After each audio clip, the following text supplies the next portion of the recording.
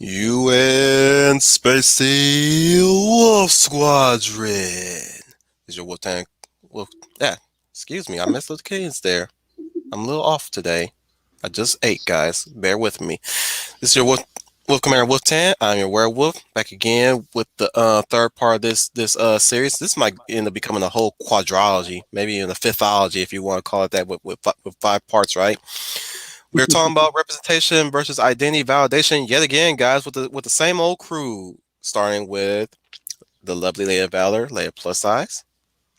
Hello, everybody. This is Leia Plus Size, your lovely lady of valor, and I'm looking forward to having an insightful discussion, but also having fun. Coming at you live again in a basement with good Wi-Fi. It's the Schooner the Tuna, Schooner Tuna.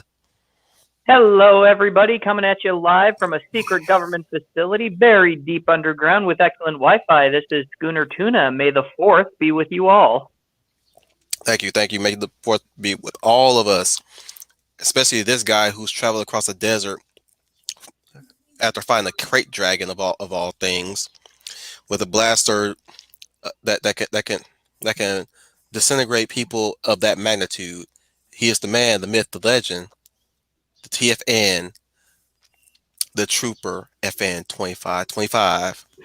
Hey guys, it's going to be a fun talk. I cannot wait for the 5th Strikes Back. But as far as today, I am ready to talk about space Karens and Latinx with stumps and all sorts of funny stuff, all the way from freaking Imperial occupied Balmora. Let's do it.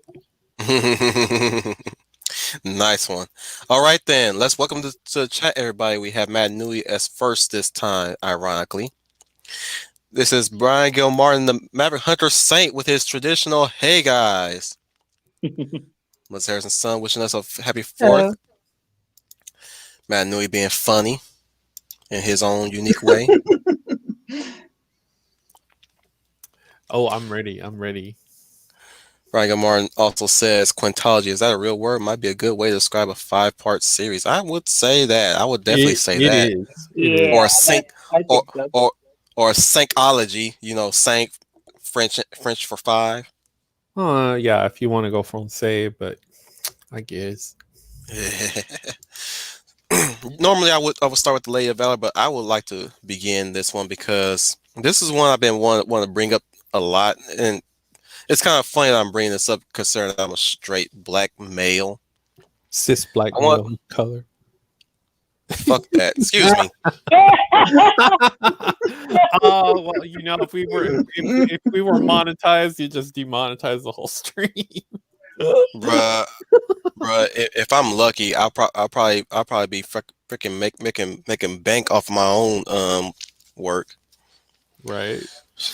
I wouldn't even need YouTube to pay my bills. Truth be told, I'm a rebel.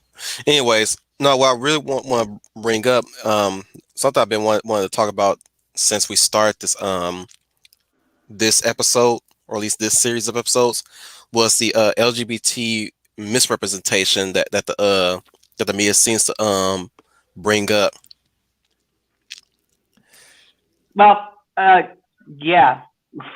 I've come to the realization that really no matter what you do and no matter how you handle it, everybody's going to say you did it wrong or not good enough. And I'm just saying, You know what? At this point, you may as well. You're going to be doomed if you do, doomed if you don't. So if you're going to do it wrong, do it right. Just go all in, basically. That's all I'm saying. Go with a bang, if anything. Yeah. No, what I definitely want to bring up, and I definitely still want to recognize the old ways of how things were portrayed, and I'm not going to turn a blind eye to that either. I'm in the same vein as addressing the issues I'm having with the LGBT movement and the issues of how they're been represented in all forms of media nowadays. I'm not going to ignore the fact that we had some stinker representations of LGBT characters of yesteryear, or at least century year, however you want to call it that. One thing I want to bring up before I even get into my main issue was I want to bring to the attention that I'm not the type of person that's going to say it was better in the night. It was always better in. Excuse me. Always better in the 90s, not so much. I get what he's saying right there. Although, Oh yeah, absolutely. What I'm gonna say is the '90s had their issues too. They were still talking about things that were still like kind of let's just say they're trying to they were basically practicing recreation, if you want to call it that, like making sure to maintain that we are still recognizing people for recognizing differences and respecting each other because of our differences, right?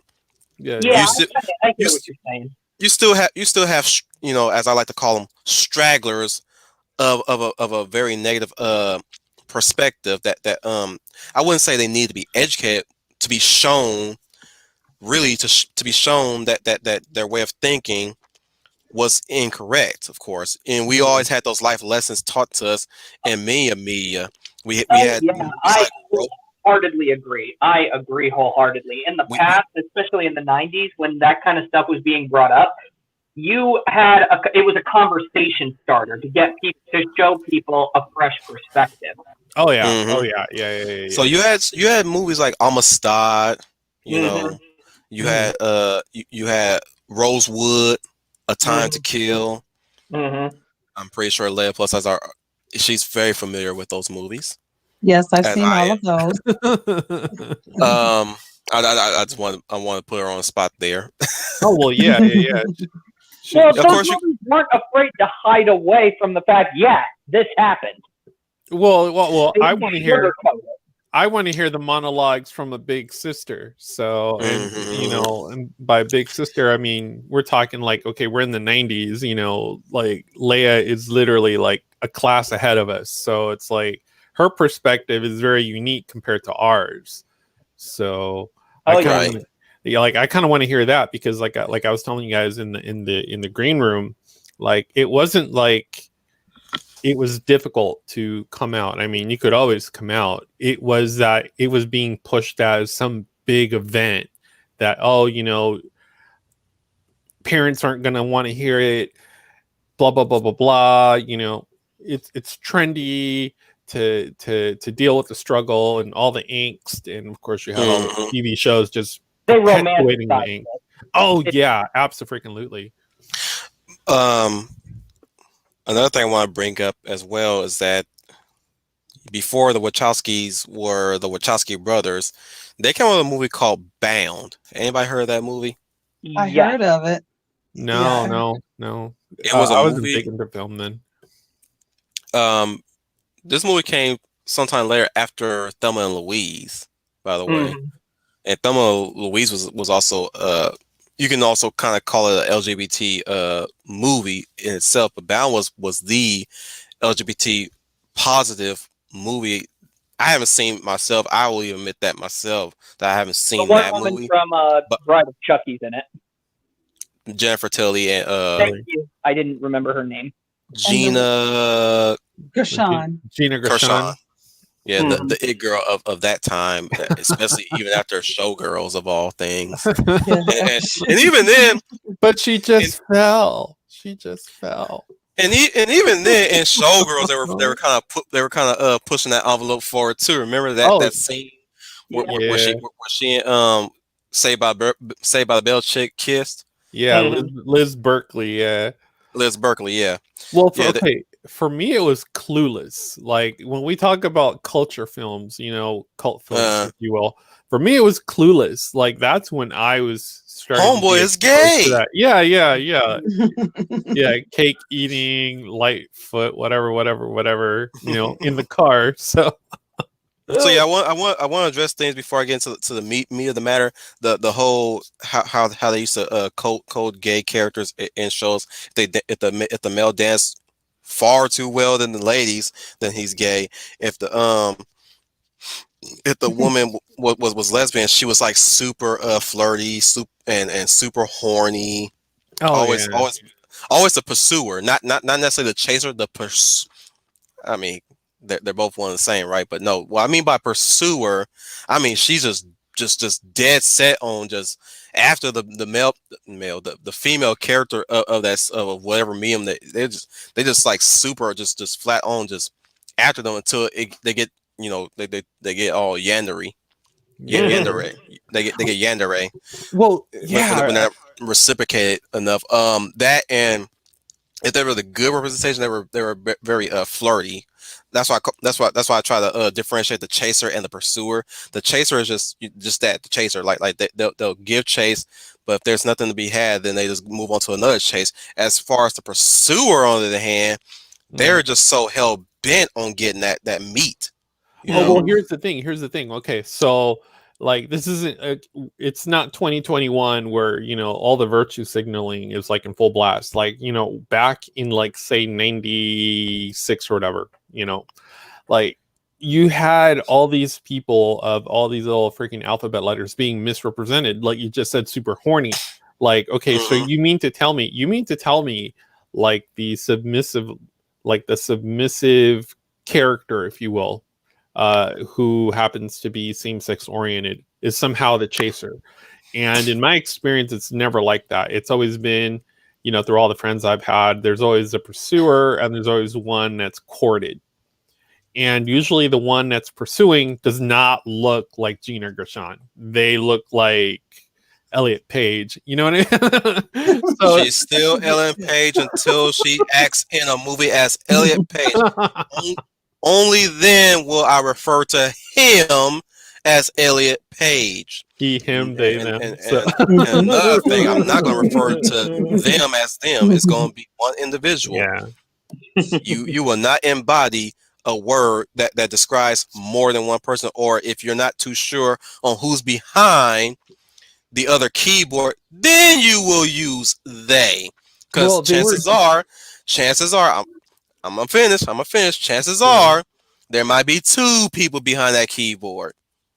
Well, you know, you had these female characters being portrayed as being hyper feminine, if you will, when in reality, you know, we'll say 2 decades later, you know, they've tacked on another letter to the acronym. And it's like, okay, so it's not necessarily your L's that are hyper feminine, it's your T's that are hyper feminine. So, you know, throughout this time, you know, us as the viewer are getting all this misinformation about, you know, what it is we're supposed to be accepting of. So when you come across this in real life, you don't know how to react to it, you don't know how to relate to it, let alone deal with it. So, you know, you go that's ultimately been the problem with representation of in media, is that they're trying to pander to a specific group, but what is the whole point of characters in a story? These were not meant to cater to a specific group or ethnicity or an orientation. Everybody has a right to deserve these characters, to like these characters. The problem is we've gotten into this mindset of now you have to like these characters no matter how we write them because of an ethnicity. You have to like these characters because of an orientation. Let me get right into the heart of that, because that's where I get my problem with on that front. But before I do that, Leah, what do you think about this whole thing? What we've been discussing so far? When you speak representation and validation, are you specifically pinpointing the LBGT community, or as a whole with LBGT? Yeah, for me, I'm addressing.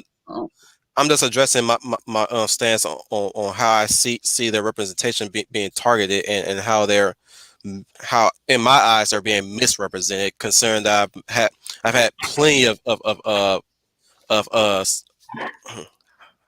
excuse me, I lost my train of thought there. I have plenty of friends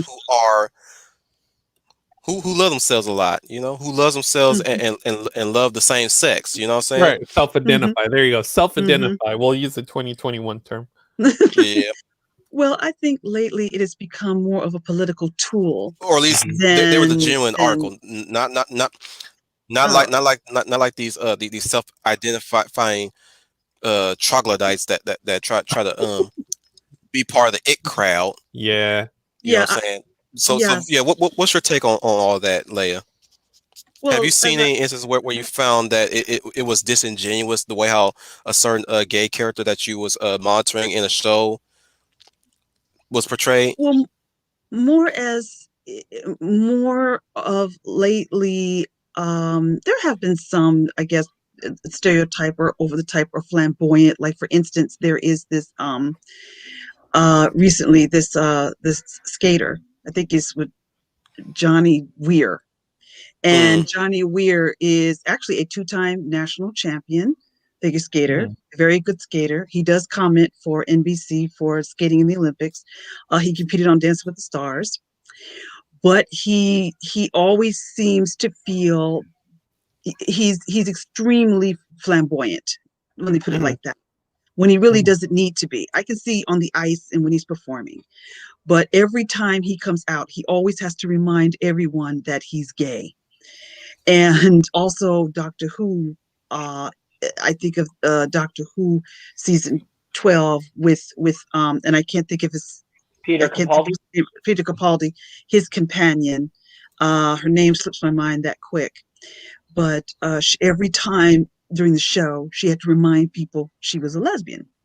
She would always say, I sleep with girls too. I sleep with girls too. I'm going out with women.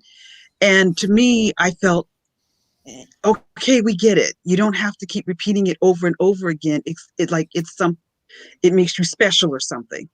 If that's it's like if a straight person came onto the screen, like, I screw girls all day. Yeah. I think I understand what. Or a straight woman would say, "Well, I like guys, just nothing but guys." Like just. It's almost as if their entire identity is centered around that, and they are nothing. That they are nothing beyond that. Well, look at a black person jump in, those characters at that time. Or if you put them in a conversation, a black, you got a gay character, you got a black person, you got Latin, you got Asian, right? Okay, picture this: the gay character is like, I sleep with guys all day. The black person says, I love me some chicken. I knew people like that. The Mexican be like, I enjoy beans, Mahomes. or the Asian like I practice kung fu 10 hours a day. Stuff like that. Like what I'm saying is I get what Leia Plus Size is saying in that regard, and I've seen that on display many times before. Like I mentioned last time when I brought up Supergirl and they introduced Dreamer, the one of the new latest superheroes, and putting in quotes the first transgender DC superhero. Oh boy! Goodness! Oh boy! Peak this. I researched Dreamer, right? Oh no! Dreamer's not transgender. Yeah, nope. Dreamer's not transgender in the comics. Of course not. The actual Dreamer is not transgender. She's a bona fide, full-fledged package and everything woman. Yep. You know what I'm saying? She's a genuine. And she's even part of the Forever People. Yeah. So I'm like, okay, I'm willing to go ahead and let this ride out because I'm like, I'm all for having a transgender character. You know what I'm saying? I'm open to that. I've seen a lot of transgender. That's big of you. I never said I had them. That's very big because I never said I had them. I never said I was annoyed by them. Well, here's the thing. I'm gonna get my point across real quick. Yeah. I know you got something we say. I know. We family. We know what each other's capable of. We dysfunctional like that, right? No, but like not to say I was like against a transgender character. I'm like, bruh, like bring them in, because I've seen a whole host of transgender characters, mostly in anime, sadly. And there were times that there were some that were like kind of like under the radar in most movies, like The Crying Game, for instance. The moment she tells Kara, it's been a great, you've been a great inspiration to all of us, speaking as a transgender woman, like, I'm ready to change the channel now. I'm ready to change the channel now. And she's played by a real transgender person. Yeah. She's like okay, you got a real trans. You know what that is, though? That is grand self-grandizing. It is. It is. And then it's using the platform to. That's basically Supergirl, Warner Brothers, the CW, basically patting themselves on the back, saying, look how great we are because we have a transgender character saying how great we are. And I Hey, feel Samuel. like, and I'm just basically saying, yeah, because they're reading from the script that you wrote. Yeah. Also, one thing I want to bring up in the same vein of Supergirl, they had Super Kara's sister's girlfriend and her dad bringing up Trump in the middle of conversations, calling them rapists. I'm like, oh no, this is where they're going now, Yeah. and this is what they have to. This is what they have to say about Mexicans in this show. I think if you say it enough, and if you repeat the message enough, people start to inherently believe that is actual reality. So that's something that Professor Geek was talking about the other day. Yes, Professor Geek, I'm referencing you here. Please don't sue me. Hey, Geek. I'll watch your streams one of these days. I'm just a little burnt out. You're citing what your reference is. I think you're in the clear, buddy. He said that superhero stories are no longer talking about superheroing anymore. These characters were supposed to be, yeah, we've had some problems, or yeah, we're good people, but how can we make the world a better place? Now it seems like they have to reference the real world frequently and how the real world hurt them and how they need to, quote unquote, hurt the world back. And we need to, quote unquote, when you mention the world, not only am I thinking, so what do you? But exactly. No, I think of that speech that Morgan Freeman give in Glory, and I was like the beginning part of that speech, or at least the lead up to that speech. What the world got a stump on your face for? I like how you asked that question. Why the world got a stump on your face? Yeah, I remember that. Like whenever time I hear somebody complain about certain things, and it and the way how they come at it, it don't even seem like that's their real experience. Really, I think that's like a manufactured experience, and I'm exactly.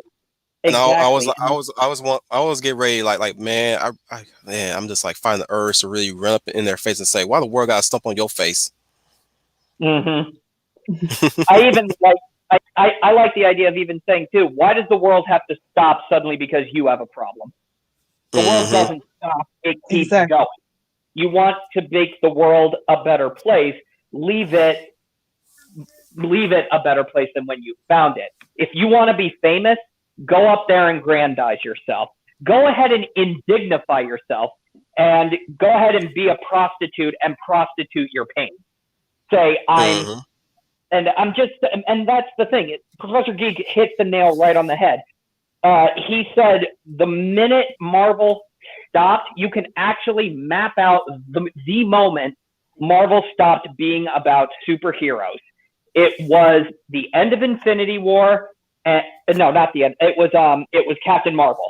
Captain Marvel was the moment that it detracted. He said the last real Marvel film was Ant-Man and the Wasp. And the minute Captain Marvel hit, because if you can actually follow it, you can follow not all the Marvel films in the MCU were the same. They were different. They were all different. They all say, oh, it's a standard superhero story. No, they were all different. They all had to go through very different arcs. Yes, they touched on a lot of the same issues. Yes, they maybe had a big fight at the end of the movie, but these were very different. These were different characters. You're satisfied either way. Yeah.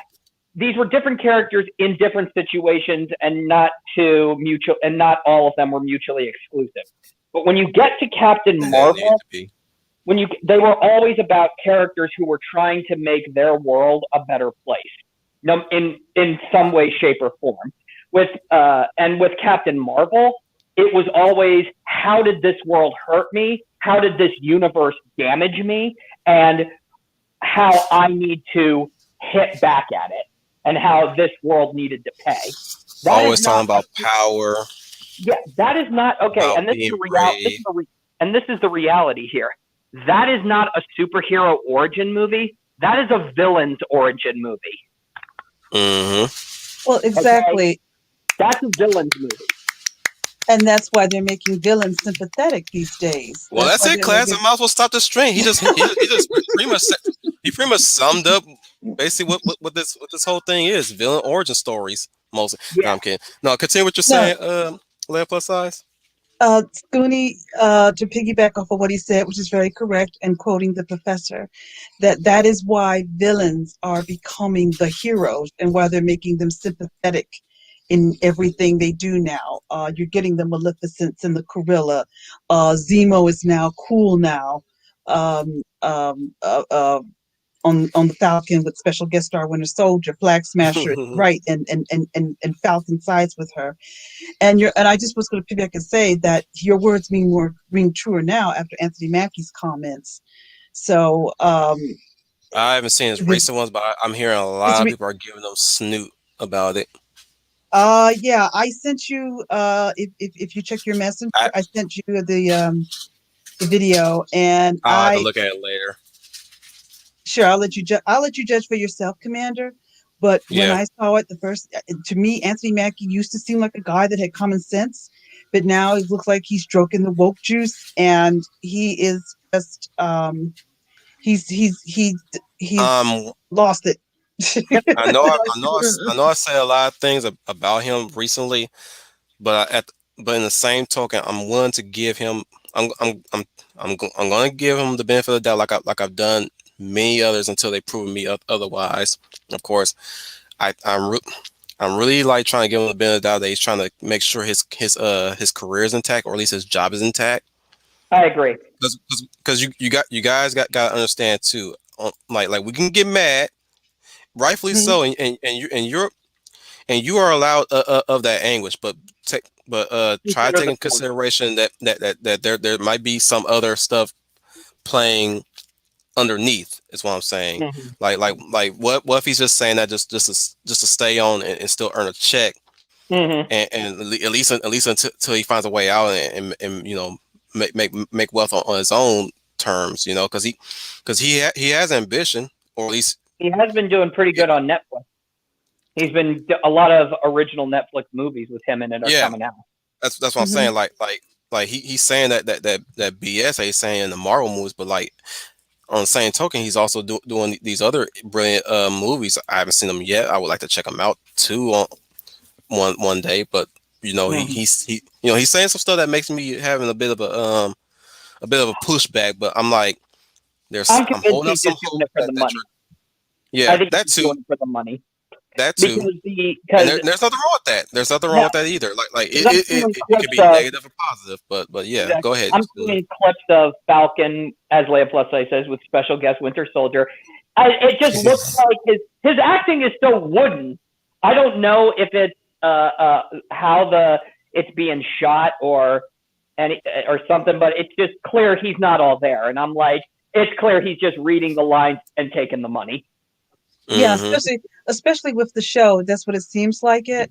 And then also, like I said, I do take in consideration that perhaps knowing the atmosphere at Disney, he's riding the train so that he can continue to work because of how toxic it is right now with anyone that doesn't think like them. And when I say special guest star Winter Soldier, I mean it, because they even confessed that the show was never about Bucky Barnes. The show was always about. So why is his name in the title then? Exactly. I don't. I'm sorry. I'm sorry. I'm going to interject real quick. If his name is in the title, then it obviously means it's about Winter Soldier. Well, I'm willing to concede the argument with most Godzilla fans that get all butthurt about the they get butthurt about how there's too much focus on the humans in the Legendary series, right? I'm like, okay, yeah, I get that, because it says in the title Godzilla, which means it's about Godzilla, and it's still about Godzilla. All they talk about is Godzilla. That does not mean that Godzilla is not a secondary character of his own movie. He is the focal point of every movie that he's been in all the time.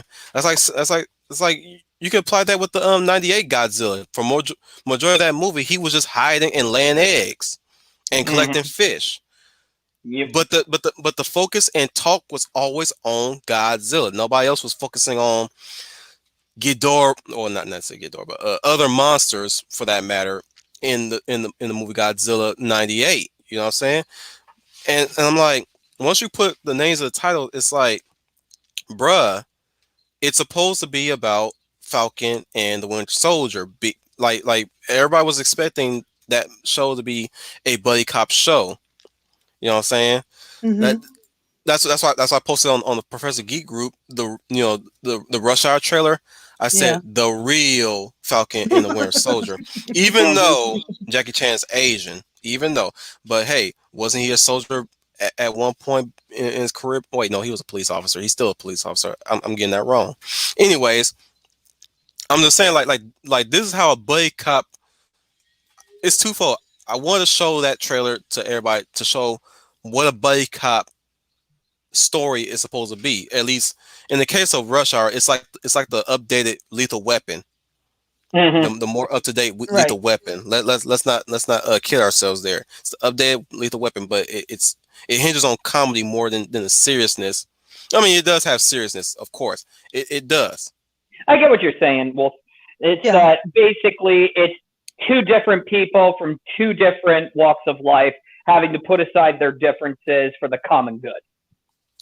And one thing I will say this, there should not have been no. We lost Leia. She'll be back. Trooper's on a break right now. He'll be back too. So it's just me and you, Schooner, for now. But what I was gonna say is, in the trailer, when I watched the trailer of Falcon and Winter Soldier, nothing of the way how they talk to each other. It seems like they're talking like they're just not getting used to each other. I'm like, what? You had a whole movie together. They had Civil War together, and then they ran into each other again in Infinity War. So, it's not like this is the first time they're. And then they could say, well, technically, don't you pull that technically. Don't you pull that technically. Not even that. Don't even let it actually escape out of your mouth, or I'll smack it back in your mouth, and with the taste with it too, because you ain't got no taste. The fact of the matter is that, but even the open. I mean, first off, okay, so gotta put my money where my mouth is. When Falcon and the Winter Soldier finally completed, I said, all right, I'll watch the first episode, and that's it. And right after, I don't know, I wanted to quit after the first 10 minutes, because after the events of Endgame, what does Sam do with the shield? He donates it because he feels he cannot live up to the expectation of Steve Rogers. Not a good image for a black man. I'm like, okay, first of all, it's like something just broke in my head. I'm like, what? I didn't even know that happened in the show. Of course, I didn't watch it, so I wouldn't know. How could I have known if I didn't even watch it, right? But he did that. The utter disrespect, man. That's your friend, too. See? That's right at that moment where I'm pulling the Charlton Heston, you maniac! No. This is. Oh, by the way, hey Al. But this is why I asked my wife one time after we had like 2 weeks after we seen Endgame, right? Mm-hmm. I asked her, like what would have made more sense to you if you let's just say if you had a very prized possession. Let's be kind, a family heirloom, but you had two people to give to. Either A, your lifetime best friend, a friend that you know since childhood, right? That you still maintain contact with, you still get to see, you guys get to physically see each other every once in a while. Friendship that lasts a lifetime, versus a friend that you only knew for like maybe a couple of years or several months. Like, which one would you give that to? I'm asking you guys, which one would you give that to? A lifetime friend, or a friend that you only know about at least 2 years? Let's be kind, 2 years. The one that I've known 2 years, because they have an entire lifetime to screw up, as opposed to the lifetime friend whose auto insurance will eventually get sued. You're funny. Funny. The answer is pretty self-explanatory. You give it to your lifelong friend. Yeah. Or the one that you know that you've already built up that trust already. Mm-hmm. Go Yeah, ahead. yeah, well, for me, pretty plain and simple, the lifelong friend, and I still stand by to this day that Barnes should be our new Captain America.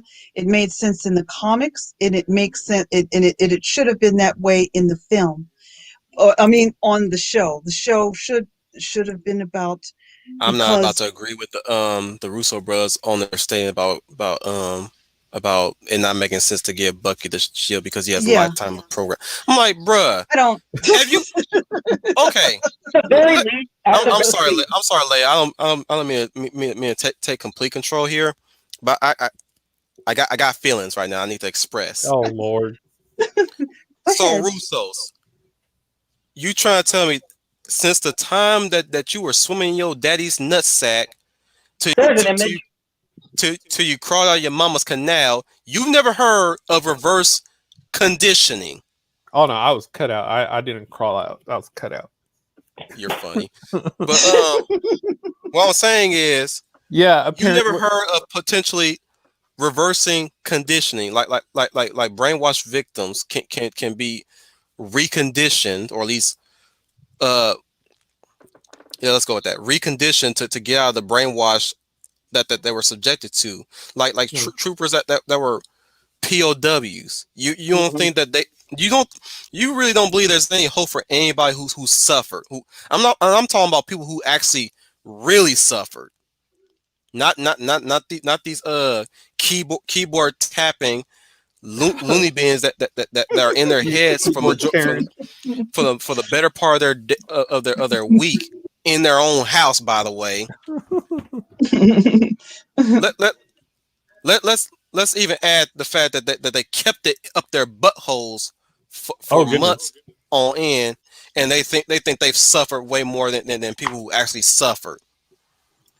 Comparing their suffering to people who actually who really suffer. I'm like, Russos, you do you sound do you not understand how ignorant you sound when you say that, when you're so dismissive of actual I give the potential. Russos a bit of a pass because I don't know what studio pressure was like because I know Feige was pushing. Mm, Yes, Feige. So I definitely believe that Feige was I'll pushing. lay full blame on Feige. And they'll say, Well, well, is the fault entirely Feige? Yes. Yes, well. because he's pushing now. I won't bring it up, but he made some comments about WandaVision too and Doctor Strange, where Oh yeah, basically, yeah, yeah, yeah. yeah, he said Doctor Strange was problematic because he was a white man, and they didn't oh, want. Yeah, hang on, those were guys. his words. Hang Thank on, guys. God it wasn't I enough gotta read for Al's Doctor. comment. I gotta read Al's comment. Okay. Mhm. He's being Al as usual. Oh goodness. He says devil's advocate. Bucky was still mentally healing from being a killer and possibly still compromised. Falcon was worthy successor with less baggage. I do not agree, but can see this logic. I mean, they said, Eh, but I that's the same disagree. as somebody. That's the same as somebody said. Well, He doesn't, technically, it was all guys. foreshadowing. Don't misread him. Don't misread him. He I don't know, agree with that logic either. I know, I know. But that's he's willing to let He's it go.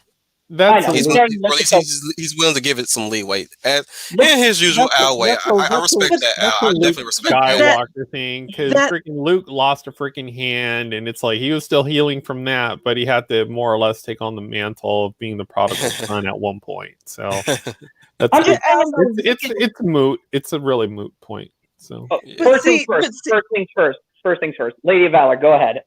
but to see, I get what Al is saying, but yes, I don't agree with it at all because I think there's something else swimming in the Kool-Aid. I don't think it was all that logic. I really don't. I think there was some politics being played, and because of what, because in the comics, it's a totally different thing. In the comics, the way they wrote it for Barnes becoming Captain America made a lot of sense that I felt could transition into screen. I'm sorry, I just don't buy this garbage coming from the Russos or with with Uh-oh. uh Don't Uh-oh. tell me she got a black bag. well, I Don't think, tell me she got a but black bag. okay, they could, that's the same though. However, I say that they feel that when they say it was all foreshadowed because what did they say to Bucky Barnes? You're a good soldier. And what did Captain America say to Sam? You're a good man. And it's like, that's not mutually exclusive. Okay. Hey, Dread Death. When he tells Sam that he's a good man, it means that he, at least in my opinion, Steve is like going, thanks for keeping me grounded. Okay, in this reality, because he didn't think he had much of a purpose in this new life. But by the time we got to Winter Soldier, Sam is telling him, I can actually relate to you because I'm a soldier. Yeah, I didn't go through what you went through, but I do know what it means to leave, have an event change you, and now the world is not the same as you once thought it was. Can I also mention that they kind of forgot that Sam had a partner back when they were doing their own little mission with his wing system. So I'm sorry. Like when every time there's a reason why we all love Captain America: The Winter Soldier, because there's so many layers to so many characters in that film.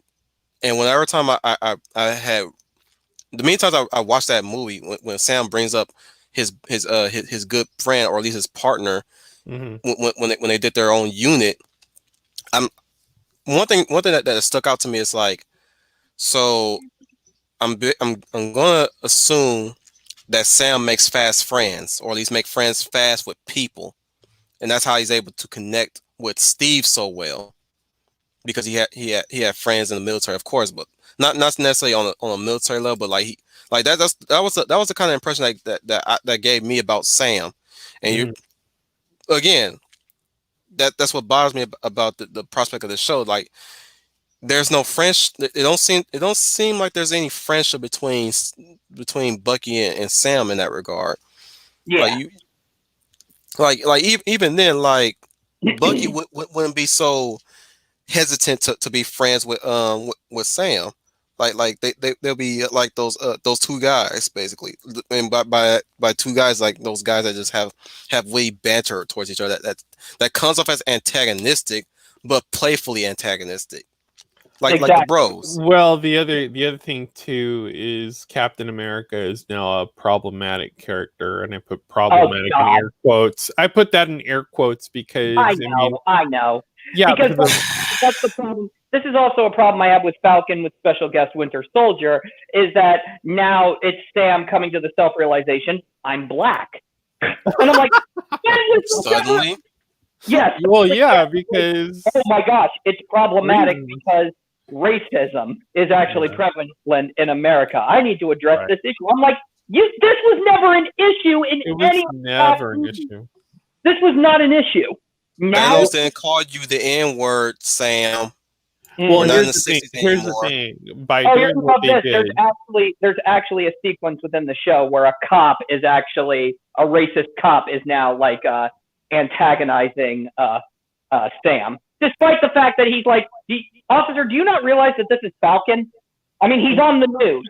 Of course he does, but it's the producers inserting themselves, making sure that you, as the tax cattle who literally pays to watch their schlock, is absolutely 100% aware of your own whiteness and or blackness, depending on where you fall into that. Because for all I know, you identify as a black person that just happens to be white. I don't know. But and here's the thing, and I even said it on MeWe to I think it was in a private chat. I don't think it was a post. But private sound like a private. Yeah, like this whole arc with Falcon. Yeah, you know what it was. This whole arc with Falcon, if they really wanted to explore it, it would have been its own trilogy. I mean, with all these characters have legs. So the fact that they literally did this as a streaming project, and these characters literally start and end in the same place, just basically tells me that they're not going to do anything else with Captain America. They got what they wanted. It's now Sam Wilson. And you know, Captain America is now a person of color. So there's no need to do anything else with that character. Now let's move on to America Chavez, because that's where it's going to go. Yeah, and that's what I don't like, because and that's what I don't like, because basically you've just screwed Sebastian Stan, and you've just screwed Bucky Barnes, and you've just screwed this whole wonderful arc of redemption. I know you all are talking about, well, he's damaged right now, but that's what redemption is about. If Bucky had got the shield, you would have got this wonderful story arc of redemption, of redeeming yourself with the shield for the man that he knew all his life and that risked his life for him, and to fight himself from a group of people, Hydra, who took their life away from him, and him to fight his way back to his humanity. That's the story I felt was a stronger story than what was going on with Hang Sam. on, Trooper. It doesn't validate Sam. It doesn't mean Sam is less of a person.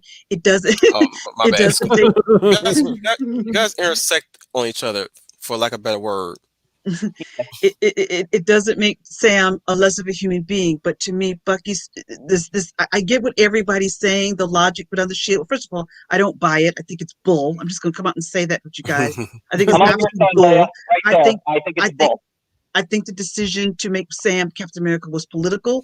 We cannot have another white man be Captain America in a world with the orange man president. That is exactly what I think is why they did it. Their logic, I don't buy that. You can scream it to me in the ground. I'll never ever agree with that. And also they did have another white Captain America in that show. But they can have Leia plus size tied onto a log. I'm sorry, Leia. I had to use this imagery with a whip in tow and say, "You will accept this," and she'll be like, "Never." My only problem. I hate to put that image in everybody's mind, but this is where they have brought us. At this point, guys, my only problem. I am sorry. Okay, the only problem with U.S. Agent was that they didn't do it in this style of Captain America. What they did was they turned him into a Chad. So yeah. White man bad. I hate to say it, but they turned him into. They wanted people to hate him. Oh, he's white man problematic. Yeah, that was the whole point. And wasn't he a good guy in the comics? Oh yeah. Yes. I mean, maybe a bit rowdy for a white guy, but he was still an all around, like a Guy Gardner, right? Mm-hmm. Yeah, or even an Azrael from Batman. Oh yeah. So back to what I was saying, that's absolutely true. So, and you're right, Commander, you put that image. I kind of see myself more as Bucky to me is like the beast in the castle in Beauty and the Beast. Everybody thinks it's a monster, but Belle's the only one that can see there's a good man there. So that's that they feel the beast should be dead, but Belle says the spirit. That's actually perfect, because what does Steve do in Winter Soldier? He suddenly realized that Bucky's alive, and now it's like, okay, I'm not going to defeat him. I'm going to save him. And Sam even says, he's probably not the same guy. And he says, I know he is. I'm going to get him out of there. I know you in there, buddy. I know you're in there. Exactly. So you have these three films, really, and narratively, to me, it was going the way for Bucky. To me, narratively, I think so. Maybe people may disagree with me, and that's okay. But narratively, I think it was going his way. But then the woke juice came in, and Captain Marvel came in, and Feige got woke and decided, well, we cannot have this. We cannot have another white Captain America. So we're going to take it away from him. Can I also address how stupid it is to have racism in a superhero world? Yes. How impractical. Like, I really gotta say this right now. It will be impractical to have racism in a superhero world. What you gonna say, Schooner?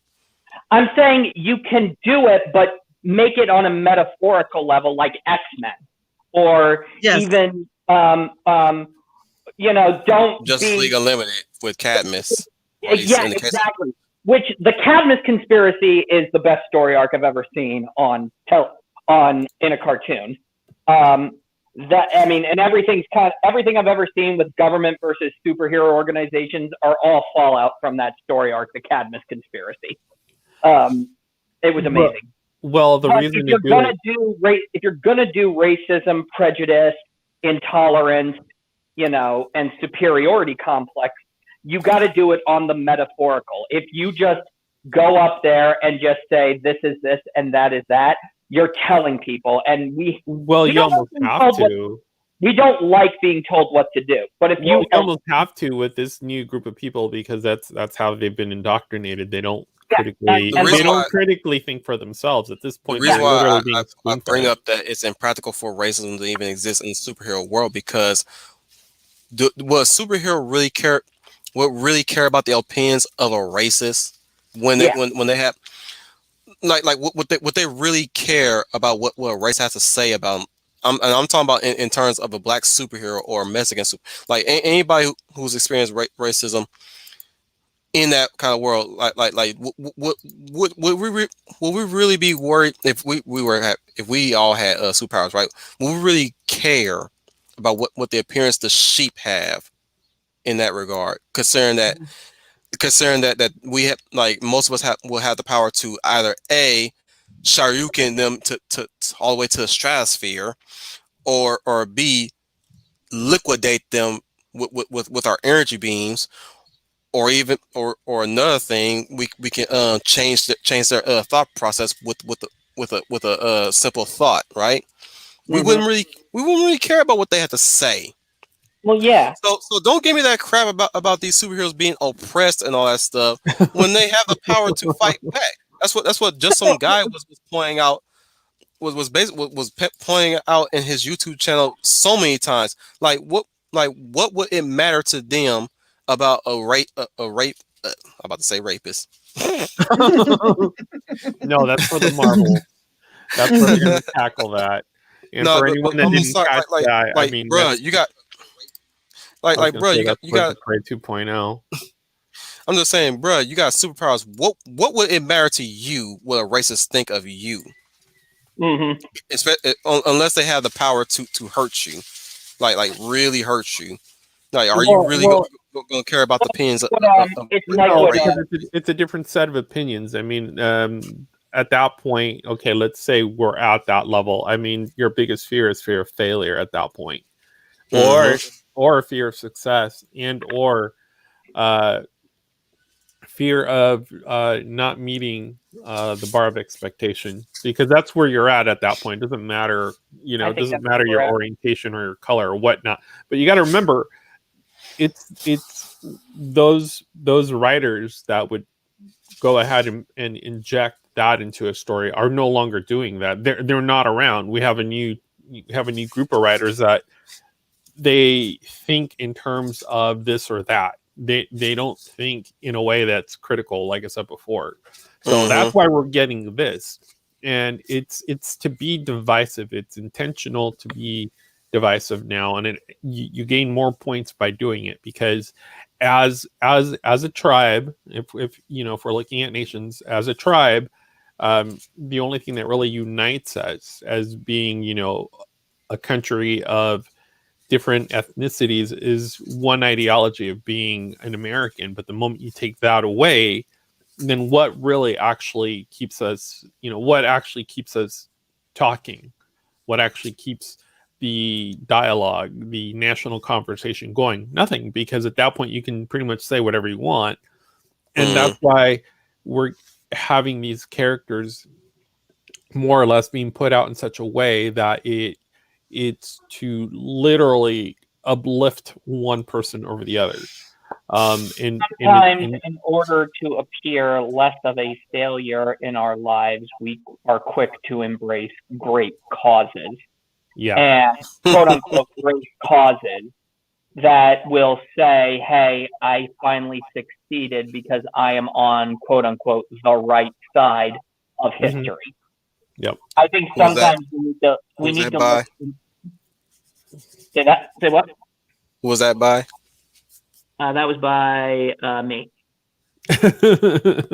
You made that up? Yeah, I heard some people say, like, we need to. Some people, it's a combination of a lot of things that people said, but I've heard it, and I just you better patent that. Yeah. It's referenced by referenced referenced by other people, but damn it, it's your own.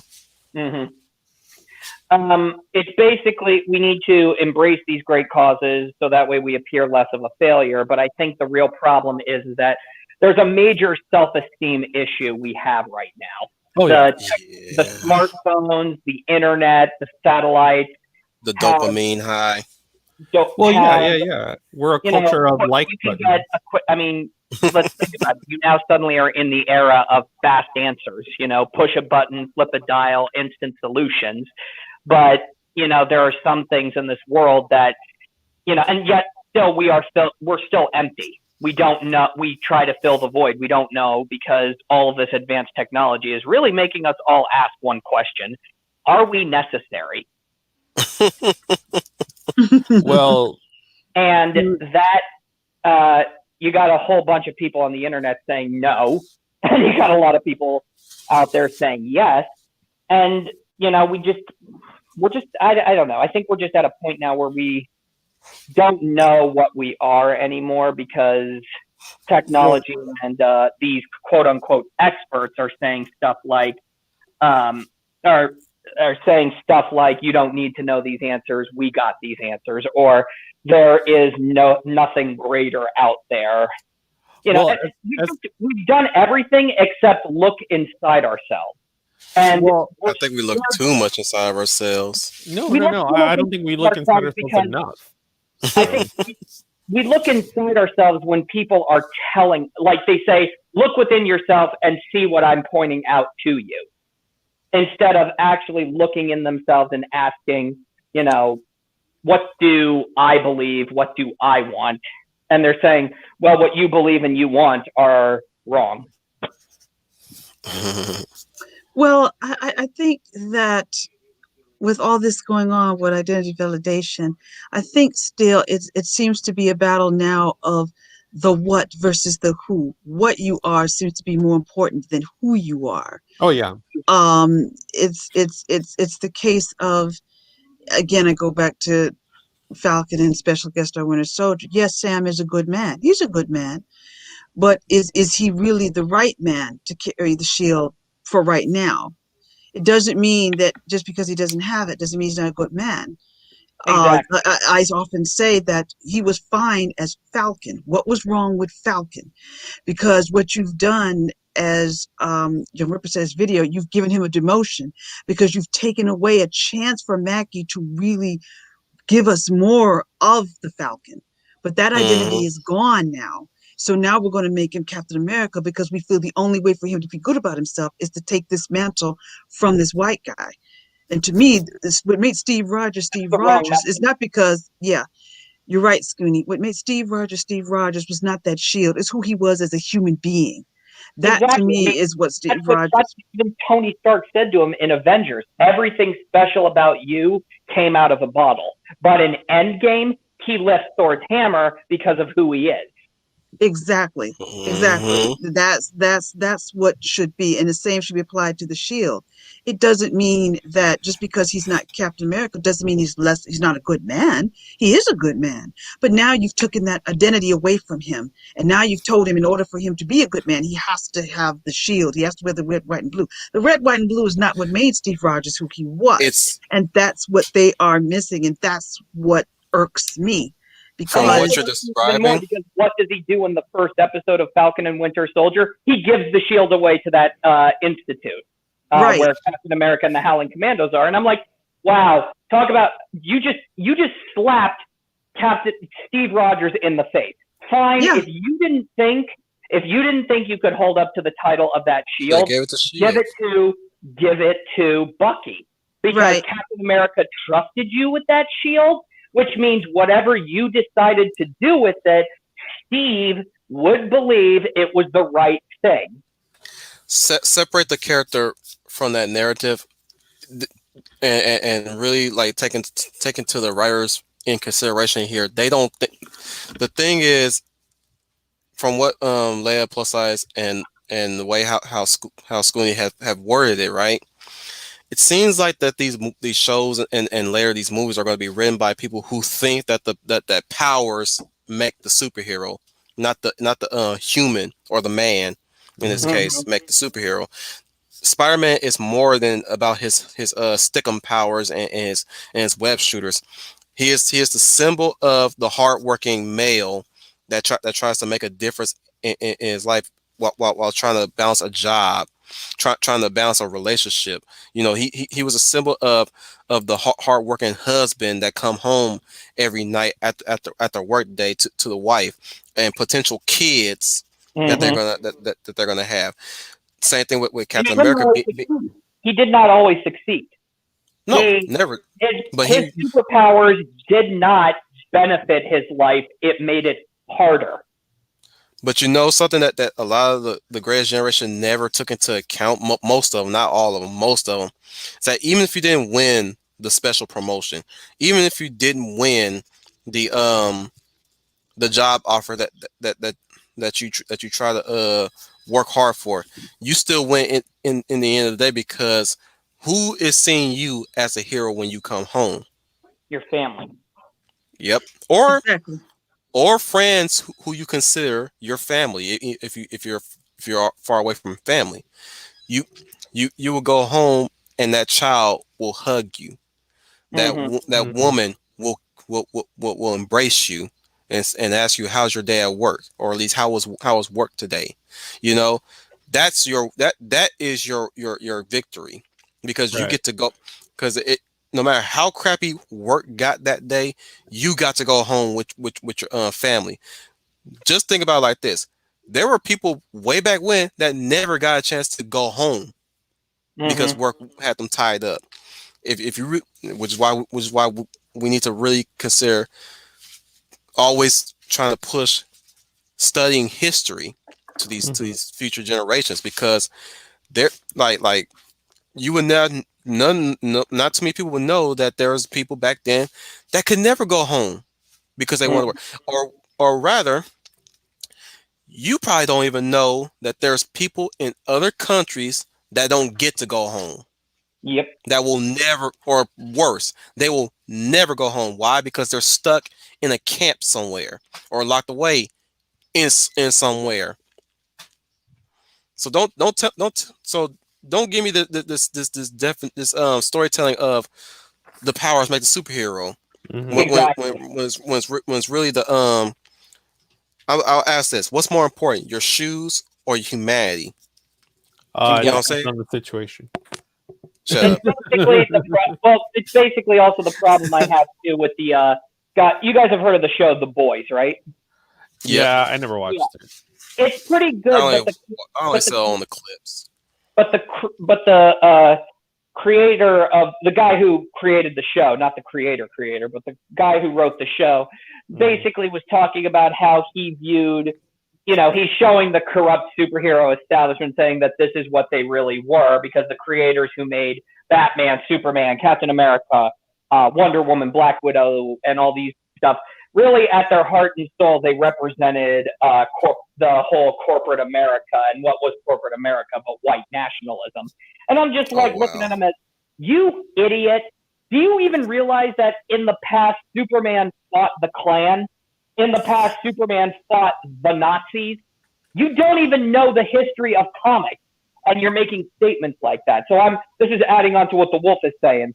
Read the history. Know what you're talking about. You got to Don't remember, project and speculate. It's problematic because it's rooted It will affect it's rooted in systemic racism. So or that one little troglodyte saying it will affect. I'm worried about the mental health. I'm like, so reading about because I don't know my history. So when someone corrects me, I'm going to feel like an idiot. So. Yeah, that's what it really comes down to. A lot of this comes down to not being able to take criticism. Hey, guys. It's only a matter of time. Who wants to go first? Trooper, you go first. You go first, Trooper. Oh, okay. So, all right. So, Put you on the spot there, huh? Well, I think we've beat this horse enough to where people kind of know where we're coming from at it.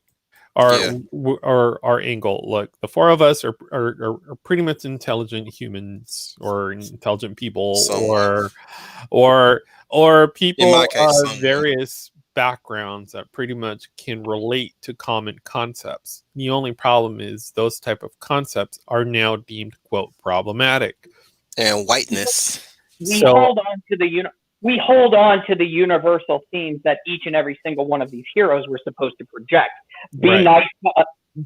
When did being nice to your fellow man become problematic? When did don't make war become problematic? Yeah. When did treat others the way you wanted to be treated was suddenly that is a heterosexual norm by the patriarchy? Being heteronormative is not a bad thing. Unfortunately, now they've made it into this thing where if you want to be heteronormative, I'm gonna quote Glow in what Trooper is saying. This is basically just saying, like, the reason why they're pushing back on those notions, Schooner, is this. One of the characters in Glow, a male, by the way, he I forgot. I almost forgot what was said, but there was a character, a female character that really basically just started pulling her weight in the production of Glow, the wrestling. Gorgeous ladies are wrestling. There you go. And she's like what? She's like why you so gloom and doom? I'm paraphrasing, by the way. And he says, well, that just means I don't. That like it just means I don't have to. It just means I don't have to objectify you anymore. So I apply that as to the whole, treating others the way I be treated, or do unto others as you like to do unto is problematic because they can't do horrible things to you no more. Mm-hmm. They don't want that. They want to continue to do hedonistic, horrible things to you. But if they entertain the notion of being nice to you, that's a foreign concept to them. But what you gonna say, Trooper? That's really interesting. You said hedonism. It's like that's basically what they're projecting now. They're saying it's all about your own pleasure. It is. It's been tilted to the inverse. It's pleasure either for me. Because guess what goes with that? Consumerism goes with that. And consumerism is just basically you'll buy anything that's put in front of you. So if it has a Star Wars label on it and it's the worst freaking pile of dog poo, you'll buy it because it's still associated with Star Wars. Let's use the right language here, Trooper. Bantha poodoo. Bantha doo. That's going to be Marvel Phase 4. Phase 4 is exactly the way Trooper. Are you not excited for the Marvels, Leia? Because you're gonna have Kamala Khan and Monica Rambeau as Photon, because I don't know if she's gonna be Miss Marvel. Maybe she will, because maybe Carol will figure out she's a Karen and unworthy of the title and bestow the title on Photon. It is also important to note here too with the Marvels, you can see that Brie Larson is being pushed out. Well, I honestly know what it. I mean, we could look at it that way, but it'll literally be, and I said this before. I mean, once they're done with the cis male, they're going to go for the cis female. But regardless, they're working on that definitely. It'll probably be 2 hours of Karen bashing, on behalf of slut shaming. Yeah, on behalf of Kamala and Monica, and at the very end, it's like.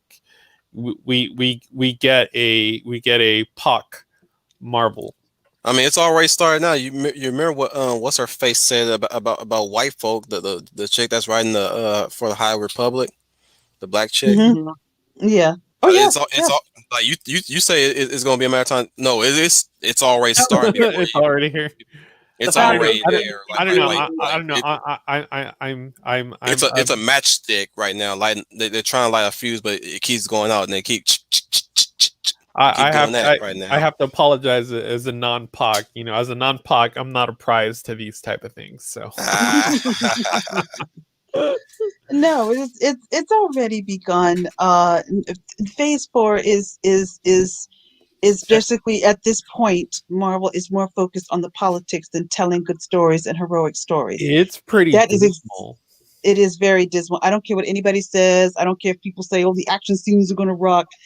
Like Wolf said, you can tie me to the log and smack me over. It is not about. I will never give in. I will never cave in. It's not about telling good, truthful stories. In my case, I might like it. I'm a masochist. Oh well, what I'll do is I'll just well, Baywatch the first 9 seasons and just watch that. What you gonna say, Leia? I heard that. Well, That's perfect. It's like I don't want to watch this. I don't want to watch this crap. Oh, what are you going to do? Go back to the rerun? Yes. Yes. yeah, Like, same thing bruh, with me. I spent my years kept watching posting that on reruns of MeWe. shows that already came out. I kept posting that on You MeWe. think Like, I'm gonna okay, suffer? I have a problem with Pluto in that, okay, if it's free, then you're the product. But what they're doing is they're sampling the viewing audience to see what actually appeals and what doesn't, and that's what they make channels on. So, Pluto has like nonstop Star Trek or nonstop Degrassi or nonstop Baywatch, and I was like, I'm curious. I was like, I put it on Baywatch, dude. I got hooked. I was. I know hooked. why. Like, there is so much TNA and freaking dudes running around, and they're all Baywatch running and fake TV CPR, which made me laugh because Fake TV CPR and a lot of shows. Oh my goodness. I'm like, Oh my goodness. I'm like, that's not how you do CPR. Plenty of eye candy for everybody to watch, whether you be guy, Yeah, Bro. I didn't realize it because I was a freaking kid, so I wasn't paying attention Bro, to the I fact grew that up they were wanting to wearing. be Mitch. I wasn't paying attention to the freaking high waisted. And I'm sure Leia grew up wanting to be Pamela. Right? Dude, I did not You can know. answer. I You did can not prove me know. wrong, Leia. I did not know Jason Momoa was starring in Baywatch Hawaii. I didn't know there was a Baywatch Hawaii. Apparently, they had a spinoff. So I didn't know Jason Momoa was in Baywatch to I begin with. didn't either. I could see why these freaking females were wetting themselves. Like, he looks like he's 12. Like the dude looks like he has like no blemishes. Looks like a total white boy. I could see why these freaking females were throwing themselves at him prior to him freaking cycling up and turning into like this freaking roid beast. But like, yeah. And then there was like, I was just happened to be watching or whatever, and I'm paying attention to his story, and they had a girl on girl kiss. I was like, holy smokes, this is like soft prawn for Netflix. You want to know what I think? Back to the 90s. Yeah.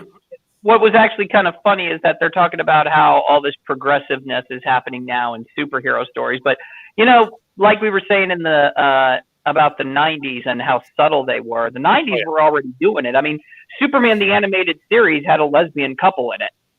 Yeah. Oh my gosh.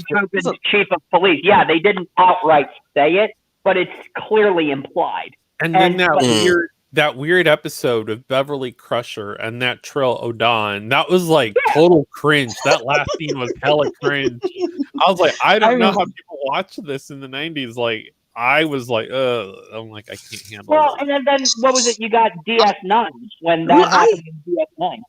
I just think of the fact she slept with Dr. Crusher. I mean, she slept with Riker. I wonder if she wake up in the morning and realize that, I just slept with Riker. Okay, sorry. Didn't even know that. Right. You on the money. You on the money. Ladies on this show, whether it was under mind control or amnesia, but my God. Yeah. So Riker moved around. I mean, that's like okay. I'm going all. It's like, I mean, for example, let's say the symbiote trio of Steve Rogers gets into Bucky Barnes. Now I'm with Bucky Barnes, but I'm hearing Steve Rogers. I would be confused as a bat. Because it's not Steve Rogers' body; it's Bucky's body, but he's talking like Steve. I wouldn't know what to do. I would wake up in the morning like, what did I just do? I don't know. Okay, that's how I see it. All right, I think. Leia, let me circle back to the. You have to do it. Like, okay, so let me circle back to homosexuals being portrayed in the shows nowadays. Real quick. I'm beginning. No. No. I'm seeing a pattern, especially since around between 2016 to 2019. If memory serves, there seems to have been a huge number of gay fishing in these shows, where The I character think they started. call Oh it, yeah, yeah. that's a new thing. That's a new thing. I also heard it called by another name. It's called queer baiting. Yes. Yeah, It is. Yes. It is. Yeah. Queer baiting. It's Yes. not new. It's yeah. What I was new. saying was, It's new in a televised form. So yeah. But what I was gonna say was there was a lot of toxic relationships being written into these shows, mostly straight relationships, right? yeah. If it was a side character, the side character was later finding out they were gay in next season. So your Well, message, it was a way to be edgy. that too, but yeah. So basically, the message is that straight relationships suck. So why don't you pick a gay person instead? And Yeah. That's what I'm getting. I saw that in I didn't see that. I didn't see that in Supergirl, which I was really appreciate. I that's where I was going to get my appreciation with on that front. Mhm. But I saw it in Umbrella Academy in season 2, where Ellen Page, yes, I'm still going to call her that. Ellen Page's character Vanya was in a straight relationship in the previous season. Granted, she was sleeping with the enemy of that season. Before she became the enemy of that season, as per the comics, as was written in the comics. Of course, they kind of trimmed it down a bit, because in the comics she was recruited by a cult that exploited her powers, and all hell broke loose. She's basically the powerful member of the academy, but more on that on some other time. But later on in the second season, and this second season got on my nerves a lot, and it had mostly to do with Allison and Vanya. But let me get to Vanya real quick. Vanya has lost her memory in this when they went back through time. She was picked up by a wholesome couple, a straight couple, by the way, with an autistic child to boot. Ha ha ha! Funny guys. Anyways, she's like macking with the wife, which, okay, infidelity there, red flag. 2, they actually embraced their like. Hold on, you trying to tell me that this woman was married to this man for how long enough to even have a baby by him, and you're trying to tell me that she's now discovering that she's a lesbian now? That don't make any sense. That's not unheard of. People discovering that they were either of a different sexual orientation later in life. But I get what you're saying. I get that they just suddenly, for the sake of plot, they changed that. And like worse. I'm sorry. I got to keep going further. Worse. It really bothers me when they do this too. When they make the especially when they do this whole, oh, it's okay for the person to cheat on the spouse, because the spouse is a bad person anyway. So of course they're well within their right to do that to. I'm like, look, the husband is an asshole. Let's make no mistake about it. But he's a manufactured asshole for this plot, for this whole side plot that's happening. Because one, even if he is an asshole, he should not be treated that way. Second of all, these people took you in to their household, and I'm going to say right now, you're basically a home wrecker. You home. Like I don't care if Vanya is good with the kid. I don't care about the friendship that later blossomed into a lovey-dovey relationship with the wife. You are a home wrecker. No. Okay. I get what you're saying. They are normalizing stuff like that. Well, what it is, it's another way. It's another subversive way to say that the nuclear family is no longer a valid. It's no longer a valid schema of providing any type of family. Providing any moral structure. Yeah, I agree with like the nuclear family. I agree with both of you guys. Basically, what? Hey, Daniel. That would be me, Daniel. I tend to turn it down for the screen. So. I tend to really tone it down for the stream. Like, I'll tell you one of these days, I'm sure. Well, I But think also, I didn't, sorry, Trooper. I agree with Wolf and with Scooney and with you, but all three of you, that I also think it's also a little bit of personal hatred on their part. The heterosexual couple, we have to portray them, since that's considered normal or whatever they want to think about it, we have to portray that as bad. So the lesbian couple can be treated as this is good, but a heterosexual relationship is toxic. So you wouldn't be good being in a toxic relationship. It was heterosexual. But if you were in a relationship that was LBGT or lesbian, whatever, that's deemed be happiness, and that you can have bad couples on either side. You can have bad relationships on either side. yeah. Oh, Just, yeah. yeah. Absolutely. So this is the whole problem. Exactly. With I'm what going to Leah address a new member that's not potential new member, and an angry green boss. Welcome him, everybody. I believe he is the first time here. So, Oh, nice. Angry Cool. Green Hey, Ball. welcome. and hello. I like his Hello, comment here. Lobster. He says, straight or gay, a homewrecker is still an asshole move. Mhm. That's what I'm saying. Yes, Well, there's no and that's excuse the for it. problem that we're Yeah. getting. I might as well get Daniel Herron up to speed because he doesn't know what we're talking about. Okay. Ring don't mean a thing, Daniel. That's what we're talking about. No, Daniel Herron. I was talking about a brand. Excuse me, my tongue got tied. Oh, he's the brother of Brian Gil Martin. Nice. Angry Green Boss. No, Daniel Herron. What we're talking about was Umbrella Academy season 2, which I was hoping was going to be just as good as season 1, but it left a bad taste in my mouth considering that Vanya was one of my was kind of one of my favorite characters besides I guess You didn't like Elliot Page? no. I was intrigued by her story arc in the first season, and then they decided to make her the poster child of what they deem positive LGBT representation, which no, it's not. If What's funny? if you have to make a character a homewrecker, that is not a positive representation.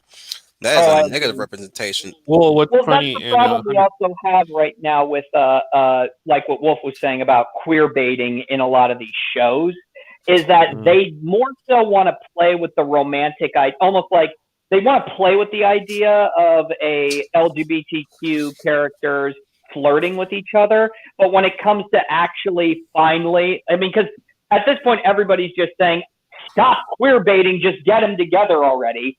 They don't want to write the relationship, because then they would have to say that the relationship is just like every other relationship.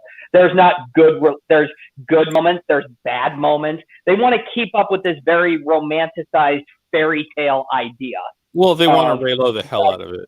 Mm-hmm. Yeah, they want to Raylo the hell out of it. They basically to address Neil Starr comment there about addressing the domestic abuse in LGBT community. Oh, it happened. Yeah. That's the thing. It is a real thing. The reason why they don't address it because, like black on black crime and Mexican gang wars, they don't want to address the negative side of said minority that they want to uplift and protect and save. Well, let's call it what it is. They want to romanticize what once was called an alternative lifestyle, because that is what it is. It's an alternative lifestyle. You can choose to be with someone of your own sex. Doesn't mean that you have to be. And here's the thing: it's not necessarily a contributory type of relationship to society, if you will. Nothing comes. Well, I would say no. It's not. Well, I would say if two people of the same sex are going to be together, that's fine. Whatever, do whatever you want. I don't care. But my whole thing is, it's not valid in the sense of it doesn't propagate. Now, some would argue, oh well, we can adopt kids and we can do this. My argument to that is, with any relationship, you still need a nuclear dynamic. You need a father figure. You need a mother figure. You just do. And a provider. You need a caregiver and a provider. Like if That's the dynamic. two Karens want to have a kid, that's fine. Karen away that poor child, but that child is literally going to come away like just not being a fully functional human being because you don't have a father figure who is more or less holding that child accountable Like the for their Jaegers in actions. Pacific Rim, you need right and left to pilot. I mean, yeah, you have there's a single pilot function, but we all know what happens when somebody solo the damn giant robot. Yeah. We knows what happens. That's too And much strain. Exactly. And what Wolf was saying, and even what Trooper was saying earlier about, the conflicts within even LGBTQ plus community. I mean, they don't talk about how there are same-sex relationships that are abusive. There are same-sex relationships that are toxic. Toxic. Dysfunctional. Yeah, just flat out dysfunctional. And there's even one aspect that they almost never talk about because God forbid they did. When they ask them the question, what made you come out of the closet? What made you realize that you were gay or a lesbian? I was molested and I was assaulted. Yeah, most oftentimes. That's one thing people don't want to talk about either. Oh, well, yeah. There's this very, what's this word I'm looking for? There's this very, it's almost like what they were talking about with 13 Reasons Why and with all these other shows. I'm mad that you referenced that movie, that show. Oh, that show is terrible. It is. They were, what's it called? I keep saying romanticizing, but they were basically showing the positives of a truly negative thing. I guess I can't say it right. They're pretty much just advocating that people will be. They're advocating that an abusive relationship is way more preferable than a normal, healthy relationship. Yeah. Like somebody who may not agree with everything you say or do, but they find some common ground with you. You're not. And I will even say this.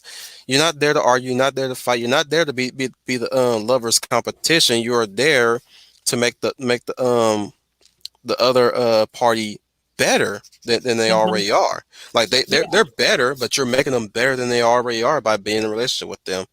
Well, but then when you start saying, when you get one broken person and another broken person together, you make a whole. I'm like, yeah, that's fun in the movies, but in practice, that's not true.